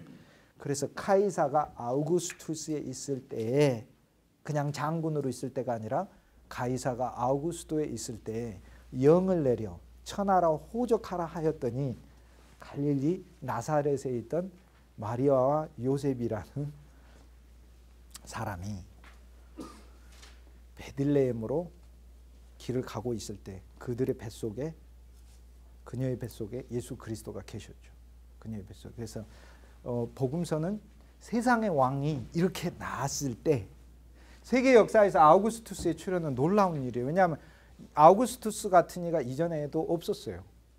그리고 로마 역사에도 아우구스투스 같은 이 이후에도 없다고 할 만큼 로마의 평화, 그렇게 얘기하면 아우구스투스의 치세를 말합니다. 아우구스투스는 BC 27년에서 AD 14년까지 42년 동안 통치를 했으니까 로마 황제로. 이때 예수님이 탄생하신 거죠. 이때 예수님이. 그러니까 이 지상의 왕이 있을 때 만왕의 왕이시요. 이 지상의 왕은 모형이요. 모형. 이 모형의 왕이 왕 노릇하고 있을 때 만왕의 왕이시요. 만군의 주이신 참 왕이신 그리스도께서 탄생하셨다. 이게 누가복음이 그 얘기를 하고 있는 겁니다. 누가복음이. 그래서 예수님의 생애는 뭐 말할 것도 없이 막 그렇게 진행되고 예수 그리스도의 복음이 그래서 세계로 퍼지게 되는데 12사도들은 주로 이 동쪽 로마에 복음을 많이 전하게 되고 바울은 나중에 로마까지 가가지고 베드로도 그렇지만 여기서 순교하게 되고 영국 같은 데는 뭐 아리마대 요셉이 가서 선교를 했다. 또 안드레는 이 발칸 지역까지 가서 선교를 했다. 빌립은 소아시아를 선교를 했다. 이런 마가는 이집트에 가서 선교를 했다. 이런 제자들의 선교 전승들이 있습니다. 그래서 예수 그리스도의 복음이 이제 세계로 퍼지게 됐는데 로마 제국 안에서 이제 퍼지게 되죠. 그러나 초기의 로마 제국은 계속 박해 시기를 거쳤다가 313년에 정확히는 312년 10월 29일 날 밀비안이라는 로마 외곽의 다리에서 전투가 벌어질 때 이 전투에서 콘스탄틴 황제가 이제 꿈을 꾸고 정적 막센티우스의 군대를 물리치게 되죠. 그때 보았던 환상, 그리스도 예수의 이름, 그리고 그리스도 예수의 이름으로 만든 콘스탄틴 황제 콘스탄틴식 십자가가 있어요. 지금 이 십자가가 말고 이제 키로라고 해서 이렇게 된 거. 왜냐하면 이게 크리스투스니까. 크리스토스니까 헬라어예요. 이 둘을 합쳐서 CHR, 크라이스트의 CHR. 이거를 보고 기독교 신앙을 받아들이게 되죠. 그리고 그가 이제 로마의 황제가 되면서 312년에 박해가 중지가 됩니다. 그래서 312년까지를 사실상의 이제 초대교회다. 초대교회 시기다. 우리가 그렇게 부릅니다. 312년까지. 그래서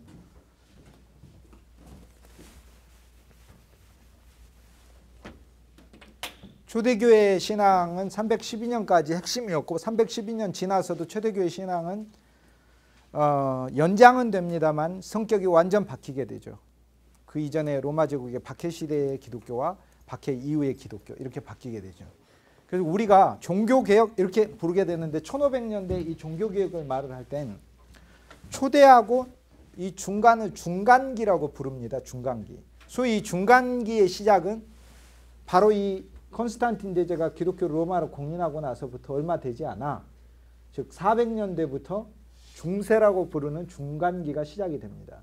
근데 그렇게 부르는 이유는 뭐냐면 너무나 현저한 변화가 기독교 안에 일어났기 때문에 그래요. 그것이 긍정적인 부분도 있고 기독교의 본질에서 벗어난 지나치게 왜곡된 비본질적인 요소들이 있어서 우리는 그 시대를 그냥 중간세대다. 중간세계 중세라고 부릅니다. 중세. 그래서 중세라고 부를 때는 항상 긍정적 의미와 부정적 의미가 동시에 사용되면서 개혁돼야 될 시대 또는 바뀌어야 될 시대, 또 중간에 있어서 이전 것을 잃어버렸던 시대, 뭐 이런 의미로서 이제 중세를 바라보고 있습니다. 오늘날 나라로 이야기하자면 아일랜드고 영국이고 잉글랜드고 스코틀랜드고 노르웨이, 스웨덴, 큰 나라는 스페인이고 피레네 산맥이 있고 여기 프랑스, 알프스 산맥이 있고 여기가 이탈리아죠. 프랑스 옆에 큰 나라가 독일이고 베네룩스 3국 있고 여기 덴마크 있고 독일 옆에가 폴란드, 그 옆에는 에스토니아, 라트비아, 리투아니아, 벨라루스, 우크라이나. 발칸반도에 있는 국가들은 지금 큰 나라가 세르비아. 저와 여러분이 어렸을 때는 초등학교 때 여기서 이제 극히 일부 젊은 20, 30대를 제외하고 40, 50대는 초등학교 책에 여기는 유고슬라비아라고 나왔어요. 유고슬라비아가 없어지고 나중에 유고하고 슬로보니아가 됐다가 지금은 세르비아입니다. 여기서 몬테네그로, 헤르체고비나, 크로아티아, 알바니아, 마케도니아, 불가리아, 루마니아, 여기가 그리스. 지금의 오늘날 터키, 레바논, 이스라엘, 시리아, 큰 나라 요르단, 이란, 이라크, 이란, 이렇게 나라가 이렇게 돼 있어요.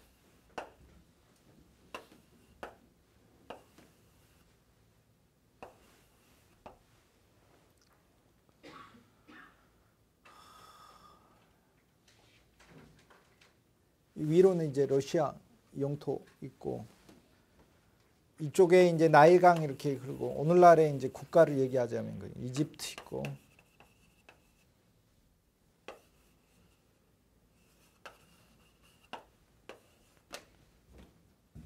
리비아, 알제리, 튀니지, 모나코, 사하라 사막, 아프리카 사하라 사막.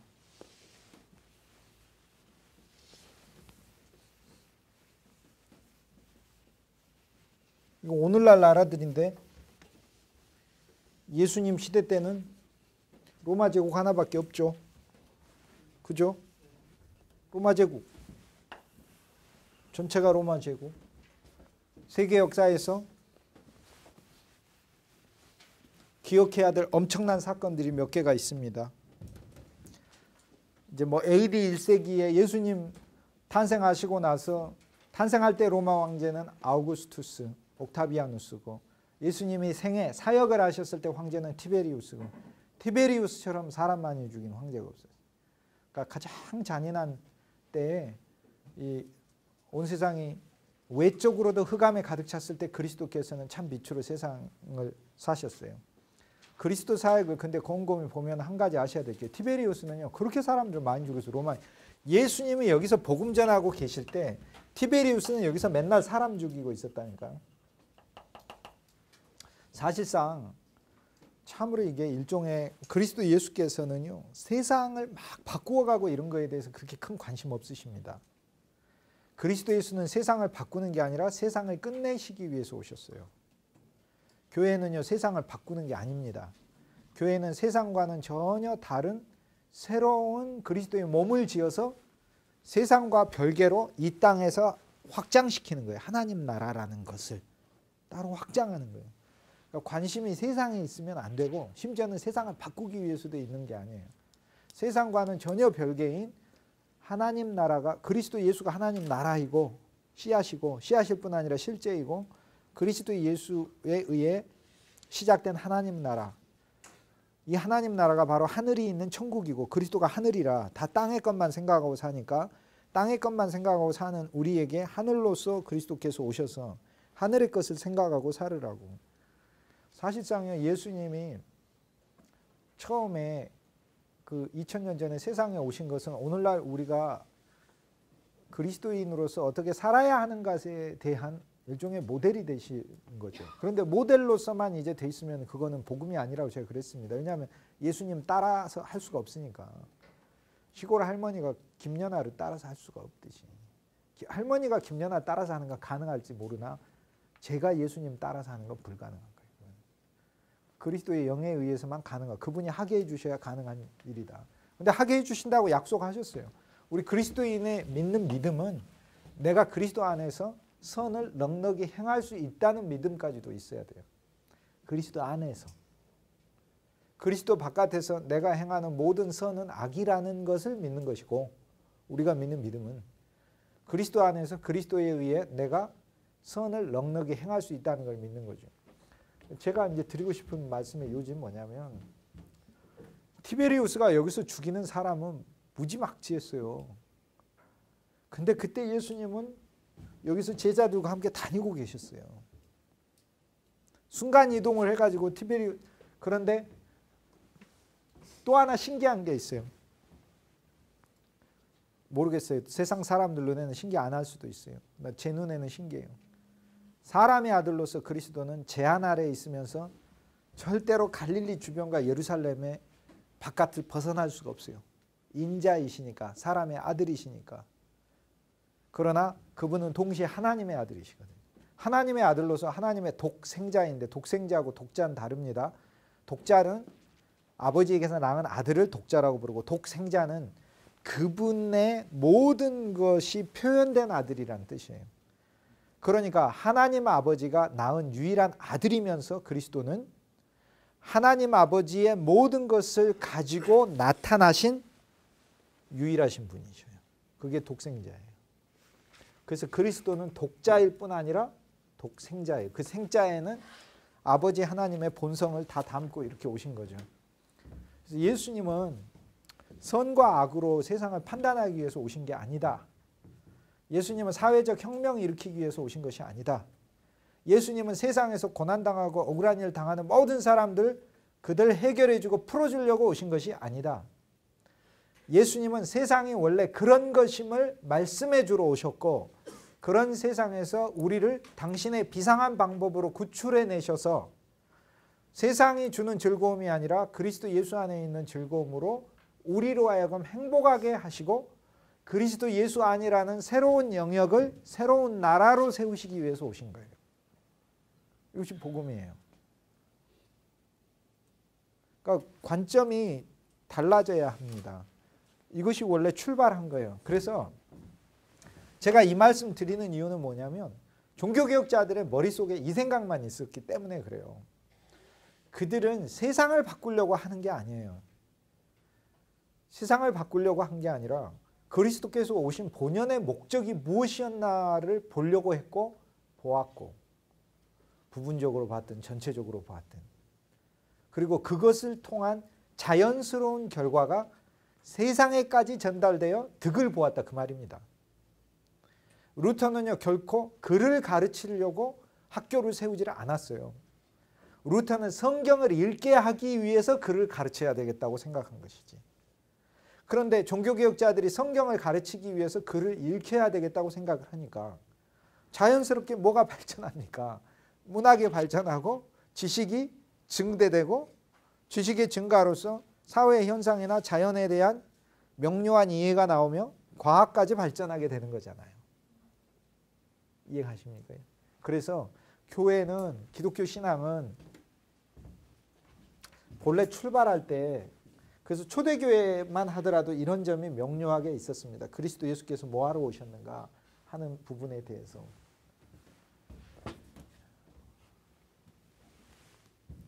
초대교회에 있어서 일어난 이제 중요한 사건들은 정리하면, 첫째, 많은 이단들이 출현을 하죠.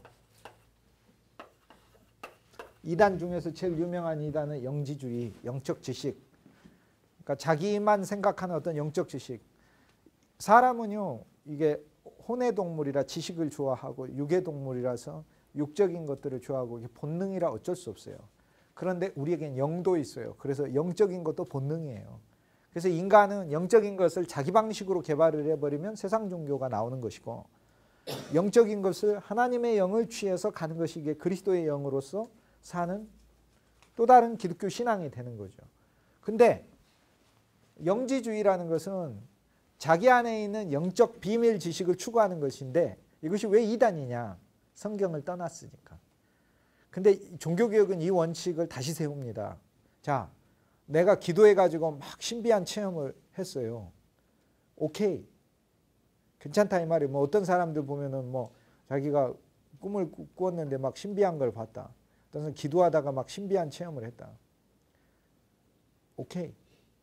근데 그 신비한 체험이 하나님의 말씀에 대한 그 근거보다도 훨씬 더 강하면, 그 사람에게 그 체험 때문에 하나님을 믿는다면 그 사람 영지주의자예요. 뭔 말인지 이해 가십니까? 그 역사신학에서 이단을 배우는 이유는 이단에 빠지지 말라고 배우는 거지, 옛날에 이단이 있었다고 이야기하기 위해서 이단을 배우는 게 아니에요.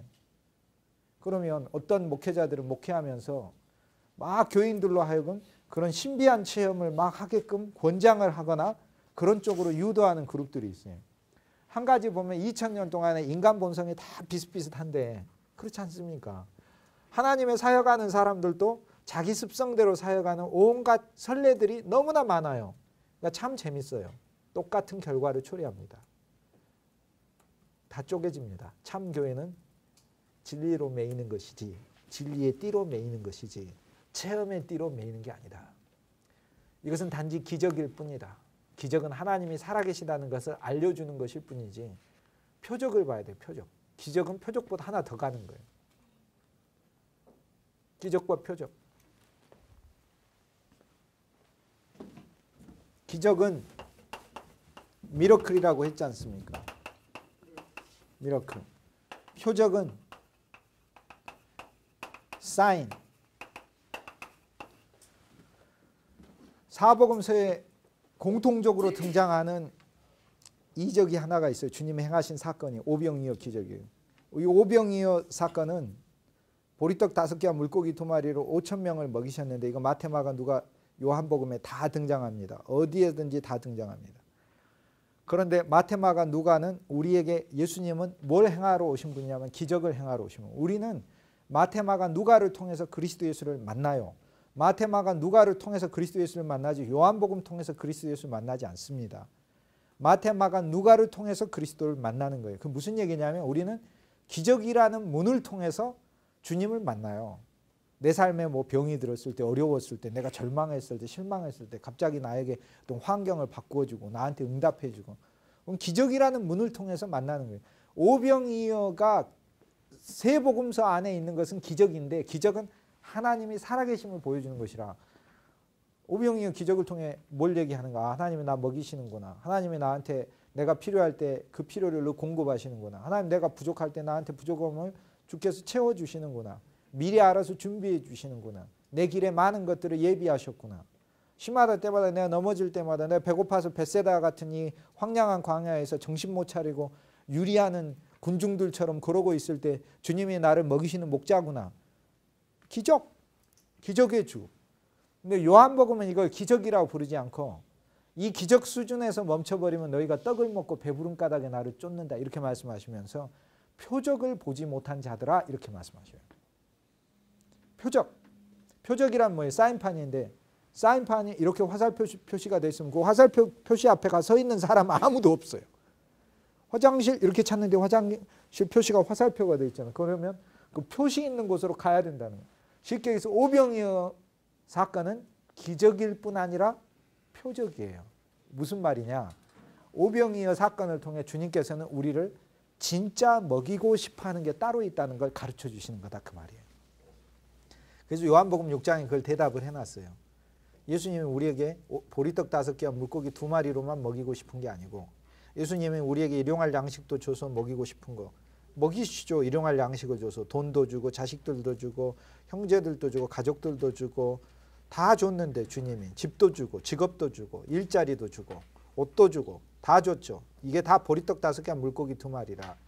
근데 이런 것만 누리고 이런 것만 구하고 사는 사람들은 기적에 빠져 사는 사람들이다 그 말이에요.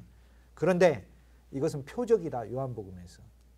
하나 더 먹어야 된다. 그 얘기를 하고 계시는 거예요. 그것이 참 양식이 아니라 너희가 하나 더 먹어야 될 게 있는데, 그리고 나서 예수님이 말씀하신 게 누구든지 인자의 살을 먹고 마시지 아니하면 그 속에 생명이 없느니라. 이렇게 얘기를 하셨다 이 말이에요.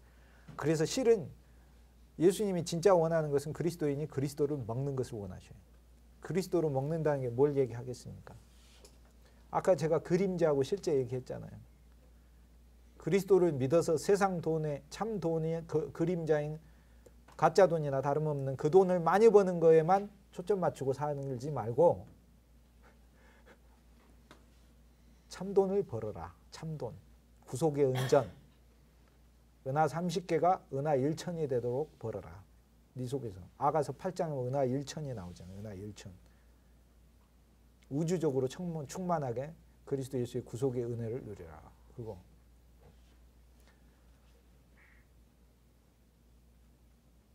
그러니까 주님은 나를 먹으면 안 되겠냐? 이 얘기를 하고 계신 거죠.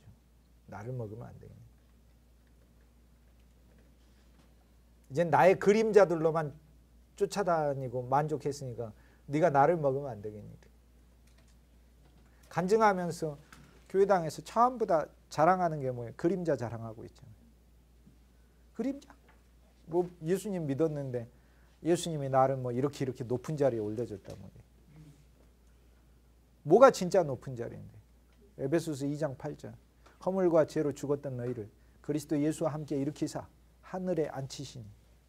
그리스도 안이라는 하늘이신 그리스도 안에 앉아있는 게 진짜 높은 위치. 그곳에는 그림자의 위치가 없잖아요. 실제의 위치가 있지. 그러니까 이제 성경 보고 다 그림자만 찾는 훈련만 한다 이 말이야. 아무리 성경을 1000번을 봐도 그림자 찾는 훈련만 하고 있어요. 전부 다. 성경 많이 봐가지고 어떻게 하면 세상 것이 많이 벌어지는. 심지어는 성경 봐가지고 육신의 건강 얻는 법까지 찾는 사람들이 있어요.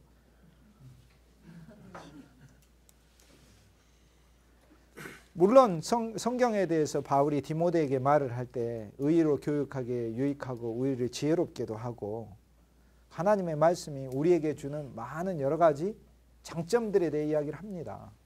그런데 이것은 본질적으로 우리를 쪼개는 것이라.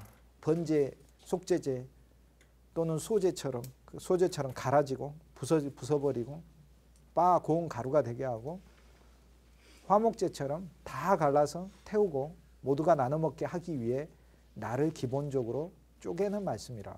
나의 영과 혼을 쪼개는데 영적인 것과 혼적인 걸 쪼개야지. 다 섞여가지고 표적을 못 보는 거죠. 표적을.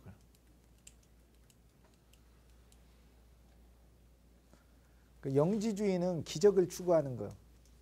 기적뿐 아니라 기적이 자기 체험 안에서 그래서 신앙을 구축하는 거. 이런 거 전부 다 종교개혁 신앙에 없어요. 그래서 종교개혁이 오직 성경으로 이야기할 때는 뭐를 말하겠어요? 이것은 성경만 읽으라는 말이 아니에요. 내가 얻을 수 있는 모든 신앙적 체험을 어디에 가장 우선 두고 무엇에 가장 근거해 두어? 성경. 그 얘기하는 거예요. 그 얘기. 어저께 내가 기도해가지고 이상을 봤다. 그것이 기쁨이 돼서는 안 돼요. 안 되고 어제 아침에 하나님의 말씀을 봤는데 그러므로 그리스도 예수께서는 성문 밖에서 돌아가셨으니 우리도 영문 밖으로 나아가자. 히브리서 13절. 이 말씀을 읽고 이 말씀 속에 주님이 나에게 말씀하시고 명령하시는 그 뜻을 누리는 그 기쁨이 더 커야 된다 이 말이에요. 이게 정상적 신앙이다. 이게 종교개혁 신앙이다 이 말이에요. 그런데 말씀이 없어버리면 영지주의인 거고 영적 지식 성경을 떠난 거. 그래서 이단들이 이제 나온 거. 두 번째 이제 성경 확정. 신약 27.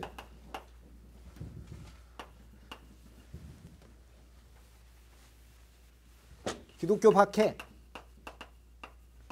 초대교회는 박해를 엄청나게 많이 받았죠. 그런데 하루도 빠짐없이 박해받은 건 아니고 이제 간헐적으로 일어났습니다. 그 얘기는 깊게 안 하겠습니다. 다른 데로 새니까. 박해 시기가 끝나고 박해 시기 중간에도 교부들의 출현. 우리가 종교개혁 시대 때는 종교개혁자 이렇게 부르지만 교부가 종교개혁자 같은 사람들이에요. 그냥 교회 지도자들이니까. 그러니까 루터 칼빈, 웨슬리, 쯔빙글 이런 사람이 교부지 누굽니까? 단지 우리가 교부 그러면 초대교회 때 예수님 시대와 가까운 때 교회의 기틀을 세운 교회의 아버지다 이렇게 부르는 거죠. 루터를 교회 아버지다 이렇게는 부르질 않으니까. 그러나 이제 교회 지도자들이죠. 교회 지도자들이 이 이후에 하나님의 말씀을 어떻게 보아야 하는지, 기독교 신앙에 대해서 어떻게 인식을 가져야 되는지 그 틀을 잡아놨어요. 이것을 초대교회 신앙이라고 불러요.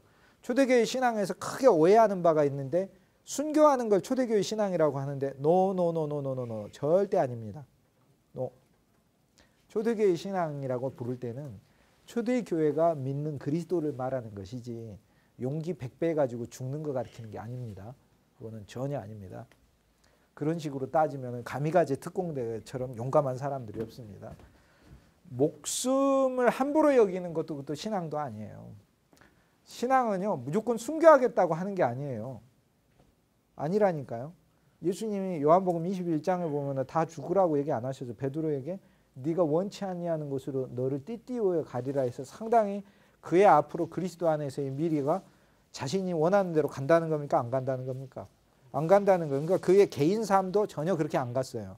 개인 삶도 그러니까 로마에 가가지고 사람들에게 끌려다니면서 십자가의 강제로 메어져서 죽었잖아요.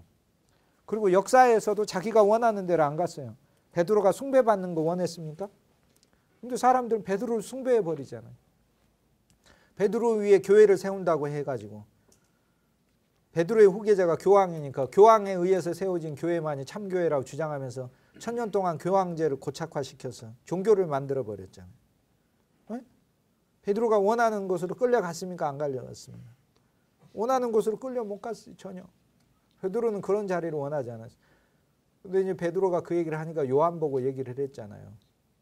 내가 다시 올 때까지 살려준다 할지라도 내게 무슨 상관이냐. 나는 주를 위해서 죽어야지 막 이렇게 하는 것도 그것도 신앙 아닙니다. 그 베드로가 얘기했잖아요. 다 버릴지라도 나는 버리지 않겠다고 막 하는 거. 그런 거 금방 깨져요. 신앙은 뭐냐면 주를 위해 죽어야지가 아니라 주를 위해 죽으라고 하면 죽고 오래 살라고 하면 살겠습니다. 이게 신앙이고 이게. 내가 죽든지 말든지 그거 하나님이 알아서 하는 거고 나는 막 죽겠다 막 이렇게 결심하는 게 아니다 그 말이에요. 그러니까 막 너무 죽으려고 막 하지도 마시라. 신념에 불과한 걸 신앙과 착각. 신앙이라는 건 내 안에서 개발되는 게 아니에요. 그 사람이 그리스도에 대해 인식하는 것만큼이 신앙이에요. 왜냐하면 그리스도 외에는 신앙이 아니니까. 그거는 전부 다 교부들의 출현.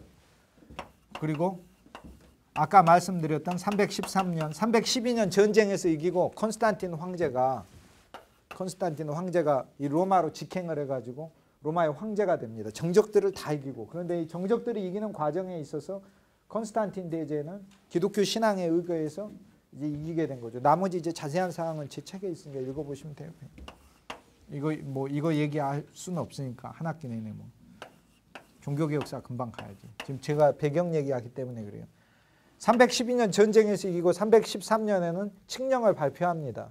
로마 제국에 있어서 기독교 박해를 종식시키는 칙령을 발표해요. 사실 그때는 이제 서로마 제국만 칙령을 발표했지만 나중에 곧 확대됩니다.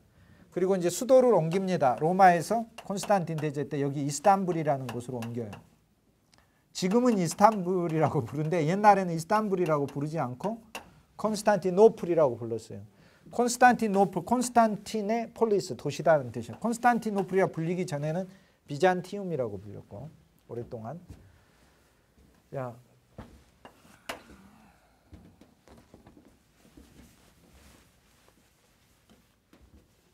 476년에 세계사에는 중대한 사건이 일어나는데 이때 로마 변방에 있던 야만족이 한꺼번에 공격을 해옵니다. 그래서 야만족이 이동해서 서쪽에 있는 로마가 이때는 서로마 동로마로 나뉘어져 있었어요. 그냥 사이좋게 나뉘었어요. 전쟁에서 나눈 게 아니고. 소로마 동로마로 황제들이 분할 통치를 하기 시작했는데 소로마를 공격해서 476년에 AD 476년에 야만족이 한꺼번에 오게 되는데 이때 온 야만족이 프랑크족이 와서 영토를 정복하고 게르만족이 오고 훈족이 오고 반달족이 오고 고트족이 오고 이런 부족들이 그리고 앵글족이 오고요 합니다.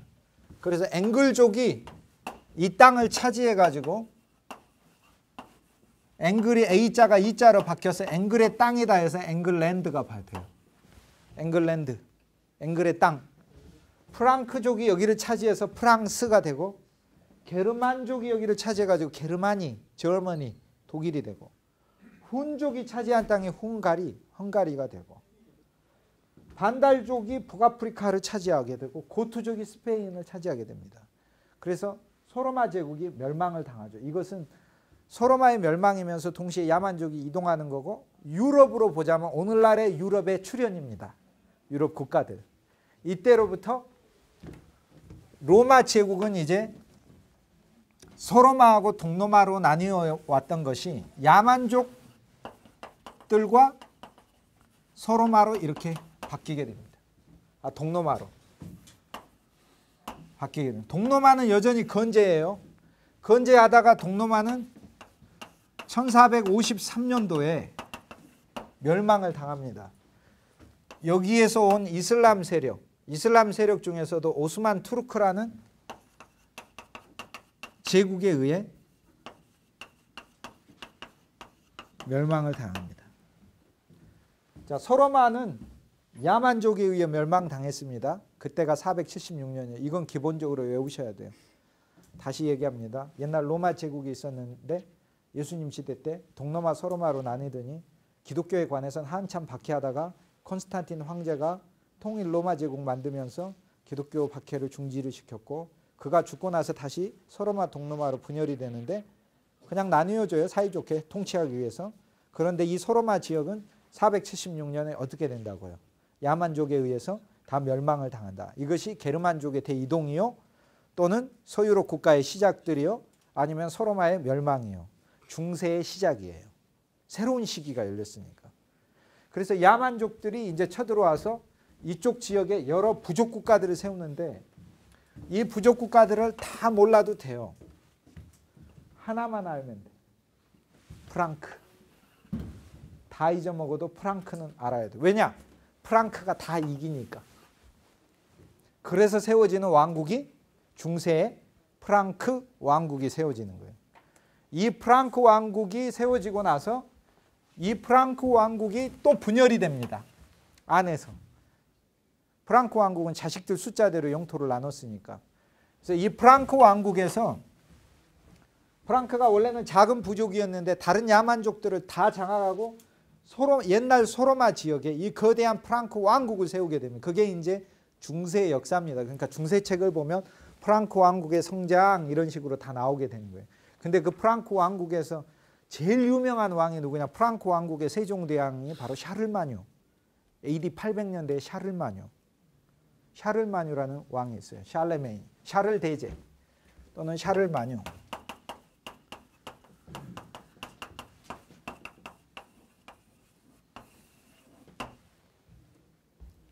샤를마뉴는 프랑크 왕국의 왕이었다. 프랑크 왕국은 야만족의 일파였다. 프랑크 왕국의 야만족들은 원래 로마 제국 변방에 살았는데 서로마를 정복한 부족 중 하나였다. 그런데 전체를 나중에 통일한 거대한 왕국을 세운 이들이었다. 그냥 그렇게 기억하시면 됩니다. 그 중에 샤를마뉴는 가장 뛰어난 왕이다. 샤를마뉴가 AD 800년 중에. 근데 샤를마뉴가 죽고 나서 이 프랑크 왕국은 이게 프랑크 셋으로 분열이 되는데 그게 왼쪽이 프랑스가 되고 중간 지역이 네덜란드로부터 이탈리아가 되고 오른쪽 지역은 독일이 됩니다. 이 독일 지역은 또 그 안에서 영토가 계속 쪼개져요. 왜냐하면 왕자들이 나오면 왕자들이 계속 그 영토를 나눠줬으니까 우리나라는 이렇게 세자를 정해가지고 왕자들 중에 세자를 정해 세자한테 국가를 줬잖아요. 근데 유럽에서는 많은 나라들이 왕자의 숫자에 따라서 국가를 나눠버렸어요. 땅을 나눠버렸어요. 그러니까 중세에 있어서는 왕의 힘이 강했겠습니까? 약했겠습니까? 약할 수밖에 없겠죠. 그죠? 계속해서 영토가 쪼개지니까. 그래서 독일 지역은 영토가 계속 쪼개져서 제후들이라고 부르는 영주들이 많았고, 그래서 많을 때는 얼마까지 가냐면 200개가 넘는 소국들이 있었어요. 독일 지역에. 근데 여기는 독일인데 독자가 이제 한문으로 독자가 이제 이 독일의 도이치라는 말을 한자로 쓴 거거든요. 잉글랜드의 앵자를 한자로 영자라고 쓰고 아메리카의 매자를 미라고 썼다 이 말이에요. 이게 또 뽑아서 쓸 때 대단한 글자를 뽑았었어요. 아름다울 미자를 뽑았었으니까 쌀미자를 안 쓰고 쌀만이 난다고 해서 아름다울 미자를 해서 꽃뿌리 영자를 뽑아서 썼어요. 영국이 세계를 정복하기 전에도 영국을 보고. 대단한 중국이 무서운 나라입니다. 그 민족이 지혜가 보통이 아닙니다. 그래서 중국의 사람들은 일반 문화에서도 그렇지만 중국의 크리스찬들은 예수를 믿어도 우리보다 더 깊게 믿습니다. 우리 민족은 두 가지 때문에 좀 그런 부분 얘기할 수 있어요. 첫째는 종교성이 강한 민족이고 두 번째는 우리 민족 종교성이 강해요. 장점으로서는 하나님을 찾기 쉽습니다. 두 번째는 종교성에서 못 벗어납니다. 그리스도 예수는 종교성은 그리스도 예수께 가는 하나의 끈은 될 수 있겠지만 그리스도 예수 안에서는 그리스도 예수를 믿는 그리스도 예수의 방식이 따로 있습니다. 우리 학교 안에도 학칙이 있는데 왜 예수님 안에도 예수님 믿는 방식이 없겠어요? 근데 세상에서 자기가 생각하는 종교의 믿는 방식으로 예수님 믿어버리려고 하는 거예요. 우리나라 사람들의 이제 가장 큰 특징 중에 하나고, 그다음 두 번째는 주님의 긍휼에 의해서 우리가 쓰임을 많이 받는 것이지 진리 차원으로 보자면 굉장히 중국 사람들이 깊게 들어가요. 중국 그리스도인들의 이렇게 그 지난 100년 동안 중국의 그리스도인들과 우리나라 그리스도인들을 이렇게 같이 보면 사실 좀 게임이 안 되는 면이 많이 있어요. 게임이 안 됩니다. 그러나 크게 실망하지는 마십시오. 우리나라엔 여러분이 있지 않습니까? 그러니까 도이치, 그러니까 도이치 민족이다 해서 이제 독자를 이제 써서 독일이라고 부르는데 도이치는 게르만족의 이름이니까 안 좋으니까 독자를 안 쓰고 새롭고 거룩한 로마 제국이다. 신성 로마 제국이라 이름을 바꿔버렸어요. 그러니까 중세 때 이 독일 지역은 신성 로마 제국이라고 부릅니다. 이건 로마하고 아무 상관없는데 그냥 이름을 그렇게 불러버린 거예요. 그래서 중세에는 이 독일을 신성 로마 제국이다. 이제 이렇게 얘기를 하게 됩니다. 그래서 중세의 역사는 이런 야만족들 중에서 게르만족, 특히 프랑크족이 기독교 신앙을 받아들이고 또 앵글족이 기독교 신앙을 받아들여서 영국에서의 교회가 어떻게 생겼는가. 이게 중세의 역사예요. 또 유럽 본토에서 프랑스에서는 또 교회가 어떻게 생겼는가.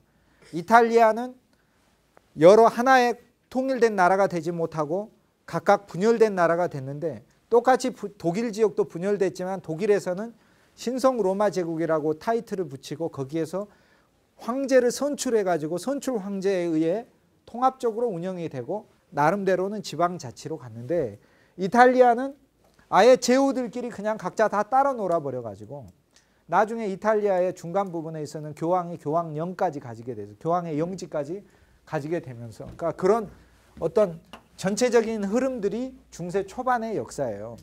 중세 초반은 이런 야만족들이 어떻게 기독교 신앙을 받아들이고 국가별로 영국별로 프랑스별로 독일별로 이탈리아별로 그러면서 또 교회가 성장한 가운데 교회 안에 이제 지도력이 교황을 중심으로 다 재편되지 않았습니까? 그러니까 교황에 의해서 어떻게 또 역사가 흘러가는 이게 중세 전반의 역사. 중세 후반의 역사는 이제 교회가 모든 면에 있어서 주도권을 쥐고 중세 문화 자체를 중심적으로 좌우하기 시작합니다. 그것이 바로 중세 후반의 역사들이죠. 그래서 1000년에서 1400년까지 종교개혁이 1500년대부터 일어나니까 이거를 중세 절정기다 이렇게 부르고, 중세 절정기. 이 뒷부분을 중세 말이라고 부르는데, 이때 일어난 사건이 소위 십자군 운동. 십자군은 이제 여기서 이슬람이 와가지고 계속 동로마를 몰아붙이고 나중에 동로마를 멸망시키잖아요. 그러니까 유럽이 군대를 보내서 이슬람과 싸우는 게 이제 십자군 운동. 두 번째 이제 수도원 운동. 새로운 수도원, 특히 새로운 전통적 수도원 베네딕트는 오래전부터 있었고, 새로운 수도원 프란시스라든지 도미니크라든지 이런 수도원 일으킨 사람의 이름들이죠. 사도적이고 청빈한 삶을 추구했던 사람들, 이런 수도원 운동이 이 시기에 일어나고, 그 다음에 대건축이 시작이 됩니다. 고딕식 교회, 고딕교회 대건축. 한번 지으면 최소 10년, 제일 짧게 지은 건물이 10년, 200개 이상의 100m가 넘는 교회당들이 유럽에 즐비하게 들어서게 됩니다. 고딕 건물들이 막. 근데 뭐 너무 사회주의적으로 막 백성의 고열을 짜내가지고 저렇게 교회를 지었다 막 이렇게 그렇게 생각할 필요는 없어요. 왜냐하면 모든 사람들의 기부에 의해서 세워졌지, 자기 마을에 큰 교회당이 서 있는 거를 대부분 자랑스럽게 생각했어요. 큰 교회당이 문제가 아니에요. 그걸 실제로 생각하니까 그렇지. 그건 실제가 아니고 그림자일 뿐인데, 영의 집이 실제인데. 여러분 교회도 마찬가지. 교회당 예배당 건물이요, 예배당이에요. 교회가 아니고 그 예배당, 예배당. 교회란 그 예배당에 와서 예배드리는 성도가 교회인 거죠. 이게 종교개혁 신학의 이제 재발견이에요. 그런데 중세는 그림자에 온통 집중하니까 참 목자장이 그리스도인데 그리스도께 집중 안 하고 그리스도의 그림자에 불과한 성직자들을 숭배하는 거죠. 숭배, 높이고 교황 따라서 우호하고. 교황이 예수 잘 믿는 거 뭔 상관 있어? 나하고 아무 상관없지. 교황 개인 구원이지. 내가 예수 잘 믿어야지. 내가 잘 믿는 게 중요하지 교황이 잘 믿는 게 중요합니까? 아무 상관없어요. 그런데 그냥 교황의 신앙으로 대리만족하는 거예요. 그냥. 그 소위 이제 대건축이 이제 시작이 됩니다. 고딕식 교회. 근데 이런 건축 양식을 고딕이라고 불러. 고딕이란 말은 고트족 같다 그런 뜻이에요. 고트족이 아까 야만족의 일파였잖아요. 그런데 고딕식이라고 부를 때는 경멸하는 뜻이에요. 그러니까 예를 들어서 마을 주민이 이때 예를 들어 1300년대에 100년간 마을 주민들이 막 세대를 할아버지 아버지 뭐 아들 때까지 3대에 걸쳐서 100년짜리 고딕을 지었다 이 말이에요. 짓고 나서 우리는 고딕 지었습니다 이렇게 말 안 하죠. 우리는 최고의 예술품 지었습니다. 그런데 그거를 후대가 1500년대, 1600년대, 1700년대 예술가들이 이 시대에 돌로서 그렇게 한꺼번에 건물을 지었던 그 건물들을 총칭해서 고딕식 사조다 이렇게 부릅니다. 유로화 돈을 보면은요, 유로화 돈은 뒷면에 보면은 건축물들이 나오는데 고딕식, 중세시대 고딕식의 유로화 중에 들어있어요. 뭐 고대 선사시대 거, 그리스 시대 거, 로마 시대 거, 그 다음에 중세 고딕식, 그 이후에 나오는 바로크 양식, 또 로코코 양식 이대로 5유로, 10유로, 20유로, 50유로, 100유로, 뭐 200유로 요 순서대로 그대로 다 있습니다. 문들이 뒤에 고딕식 건축물들이. 근데 중세시대 때 이 건물들을 지을 땐 고딕이라고 안 불렀는데 왜 고딕이라고 불렀냐면 이 이야기는 사실 이 과목과는 큰 관계가 없는데 제가 여러분 중에서 유럽 다닐 분들을 위해서 일부러 서비스로 지금 해드리는 거예요. 이거는 유럽에 비싼 돈 내고 200만 원 300만 원 해가지고 유럽 관광 가고 그랬는데 아무것도 모르고 그냥 막 다니고 그러지 말라고 제가 지금 서비스로 얘기를 해드리는 거예요. 지금 무슨 얘기냐, 1300년대에 100년 공사를 해가지고 고딕을 짓고 나서 우리가 고딕 이런 야만적 건물을 지었다 이렇게 말 안 했다니까요. 그로부터 200~300년이 지나서 유명한 예술가들이 그 이전에 중세 중반이나 중세 절정기에 지어졌던 저 건물을 보고 참 야만족들 스타일이다 이렇게 불렀다니까요. 그래서 고딕이라고 불렀다고요. 그런데 여러분이 유럽 여행을 가가지고 고딕식 성당을 보면 야만족 스타일은커녕 그렇게 아름다울 수가 없어요. 근데 왜 이거를 야만족이라고 불렀을까? 대체 돌을 종이접기 하듯이 만들어가지고, 진짜요, 돌을 종이접기보다 더 잘해가지고 이렇게 교회당을 만들었는데 왜 이걸 도대체 야만족이라고 불렀을까? 그 이유는 이 고딕 다음에 나오는 건축의 양식이 바로크 양식인데, 바로크 양식에는 그 시대의 세계적인 예술가들의 작품들이 막 다 들어가 있거든요. 예를 들어 성 베드로 성당에 기둥은 베르니니가 하고, 예? 그 안에 미켈란젤로의 조각이 있고, 그죠? 라파엘의 그림들이 막 있다 이 말이에요.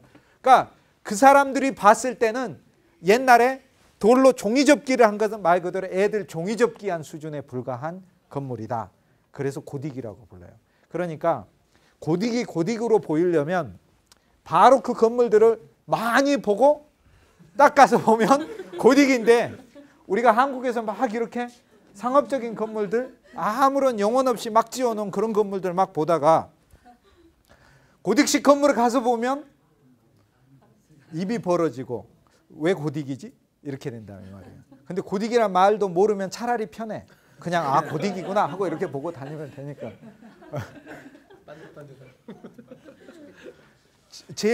제일 무식한 분들이 웨스트민스터 대성당에 가가지고, 고딕식 건물이거든요. 100m가 넘어요 여기. 근데 웨스트민스터에 가가지고 이 위에 스테인드 글라스 지붕 쳐다보고 다니는 분들 제일 무식. 웨스트민스터는 반드시 가게 됐어요. 영국 관광을 넣으면 웨스트민스터는 반드시 가게 됐어요. 넣어져 있어요. 경복궁 한국에 온 관광객들이 반드시 가듯이. 그런데 웨스트민스터에 가게 되면은 다 바닥을 보고 다녀야 된다. 왜? 바닥에 세계적인 인물들이 다 있으니까. 다 묻혀 있어요. 거기 묻혀 있어요. 영국의 왕들이 다 묻혀 있어요. 헨리 7세, 8세, 엘리자베스, 에드워드, 뭐 메리, 제임스, 찰스, 빅토리아, 조지, 앤 전부 다 거기 다 묻혀 있어요. 바닥에. 그리고 세계적 인물들이 거기 다 묻혀 있어요. 아까 얘기한 데이비 리빙스턴 묻혀, 윈스턴 처칠, 웰링턴 장군, 넬슨 제독, 올리버 크로멜 다 묻혀 있어요. 세계 군사, 정치 군사에 영국이 배출한 영웅들 다 묻혀 있고, 세계적인 문학자들이 다 묻혀 있어요. 윌리엄 셰익스피어. 문학하는 사람 거기 가서 전부 다 고개를 숙여야 돼요. 셰익스피어 묘를 찾아서. 음악하는 사람들 거기 핸델의 무덤이 있어요. 핸델. 웨스트민스터에. 핸델이 묻혀. 음악의 아버지는 바 어머니 핸델. 핸델이 거기 묻혀 있다니. 그래서 그 정도 되면 묻혀요. 나이팅게일은 영예를 제공받았으나 노 했어요. 우리 고향에 묻히겠다 이렇게 했어요. 우리나라에 1890년대에 오셔가지고 선교하셔서 1917년까지 하시다가 쫓겨나셔가지고 미국서 목회하면서도 계속 선교비를 지원하고 네덜란드 헤이그에 이준 열사를 데리고 가서 번역까지 해줬던 분, YMCA를 세웠던 분, 이승만을 미국에 유학까지 보내가지고 공부시키면서 후원했던 분, 헐버트 선교사는 뭐라고 얘기를 했냐면 웨스트민스터에서 묻히라는 걸 한 번도 받아본 적이 없어요. 그런데 80이 넘어서 한국에 오시면서 비행기 타고 오시면 뭐라고 얘기했냐면 나는 웨스트민스터에 묻히기보다 한국 땅에 묻히기를 원하노라 이렇게 말씀하시고 오셔서 2주 만에 죽으셨어요. 돌아가셨어요. 소천하셨죠. 그래서 그분이 하신 그 말이 이제 양화진에 가면은 헐버트 선교사 가장 먼저 나와요. 제일 큰 묘비가 이렇게 있어요. 다 조그만데 제일 큰 사람이 언더우드고 그 다음 큰 게 아펜젤로, 그 다음 큰 게 스크랜턴이고 그 다음이 헐버트예요. 이렇게. 헐버트가 근데 맨 앞에 나와요. 그냥 크게 나와요. 거기 딱 써졌어요. 나는 웨스트민스터에 묻히기보다 한국 땅에 묻히기를 원하노라. 그래서 웨스트민스터에 묻히는 영예를 거부한 사람이 있습니다. 이렇게. 저도 묻히고 싶지 않습니다. 전혀. 오늘 여기까지 하도록 하겠습니다.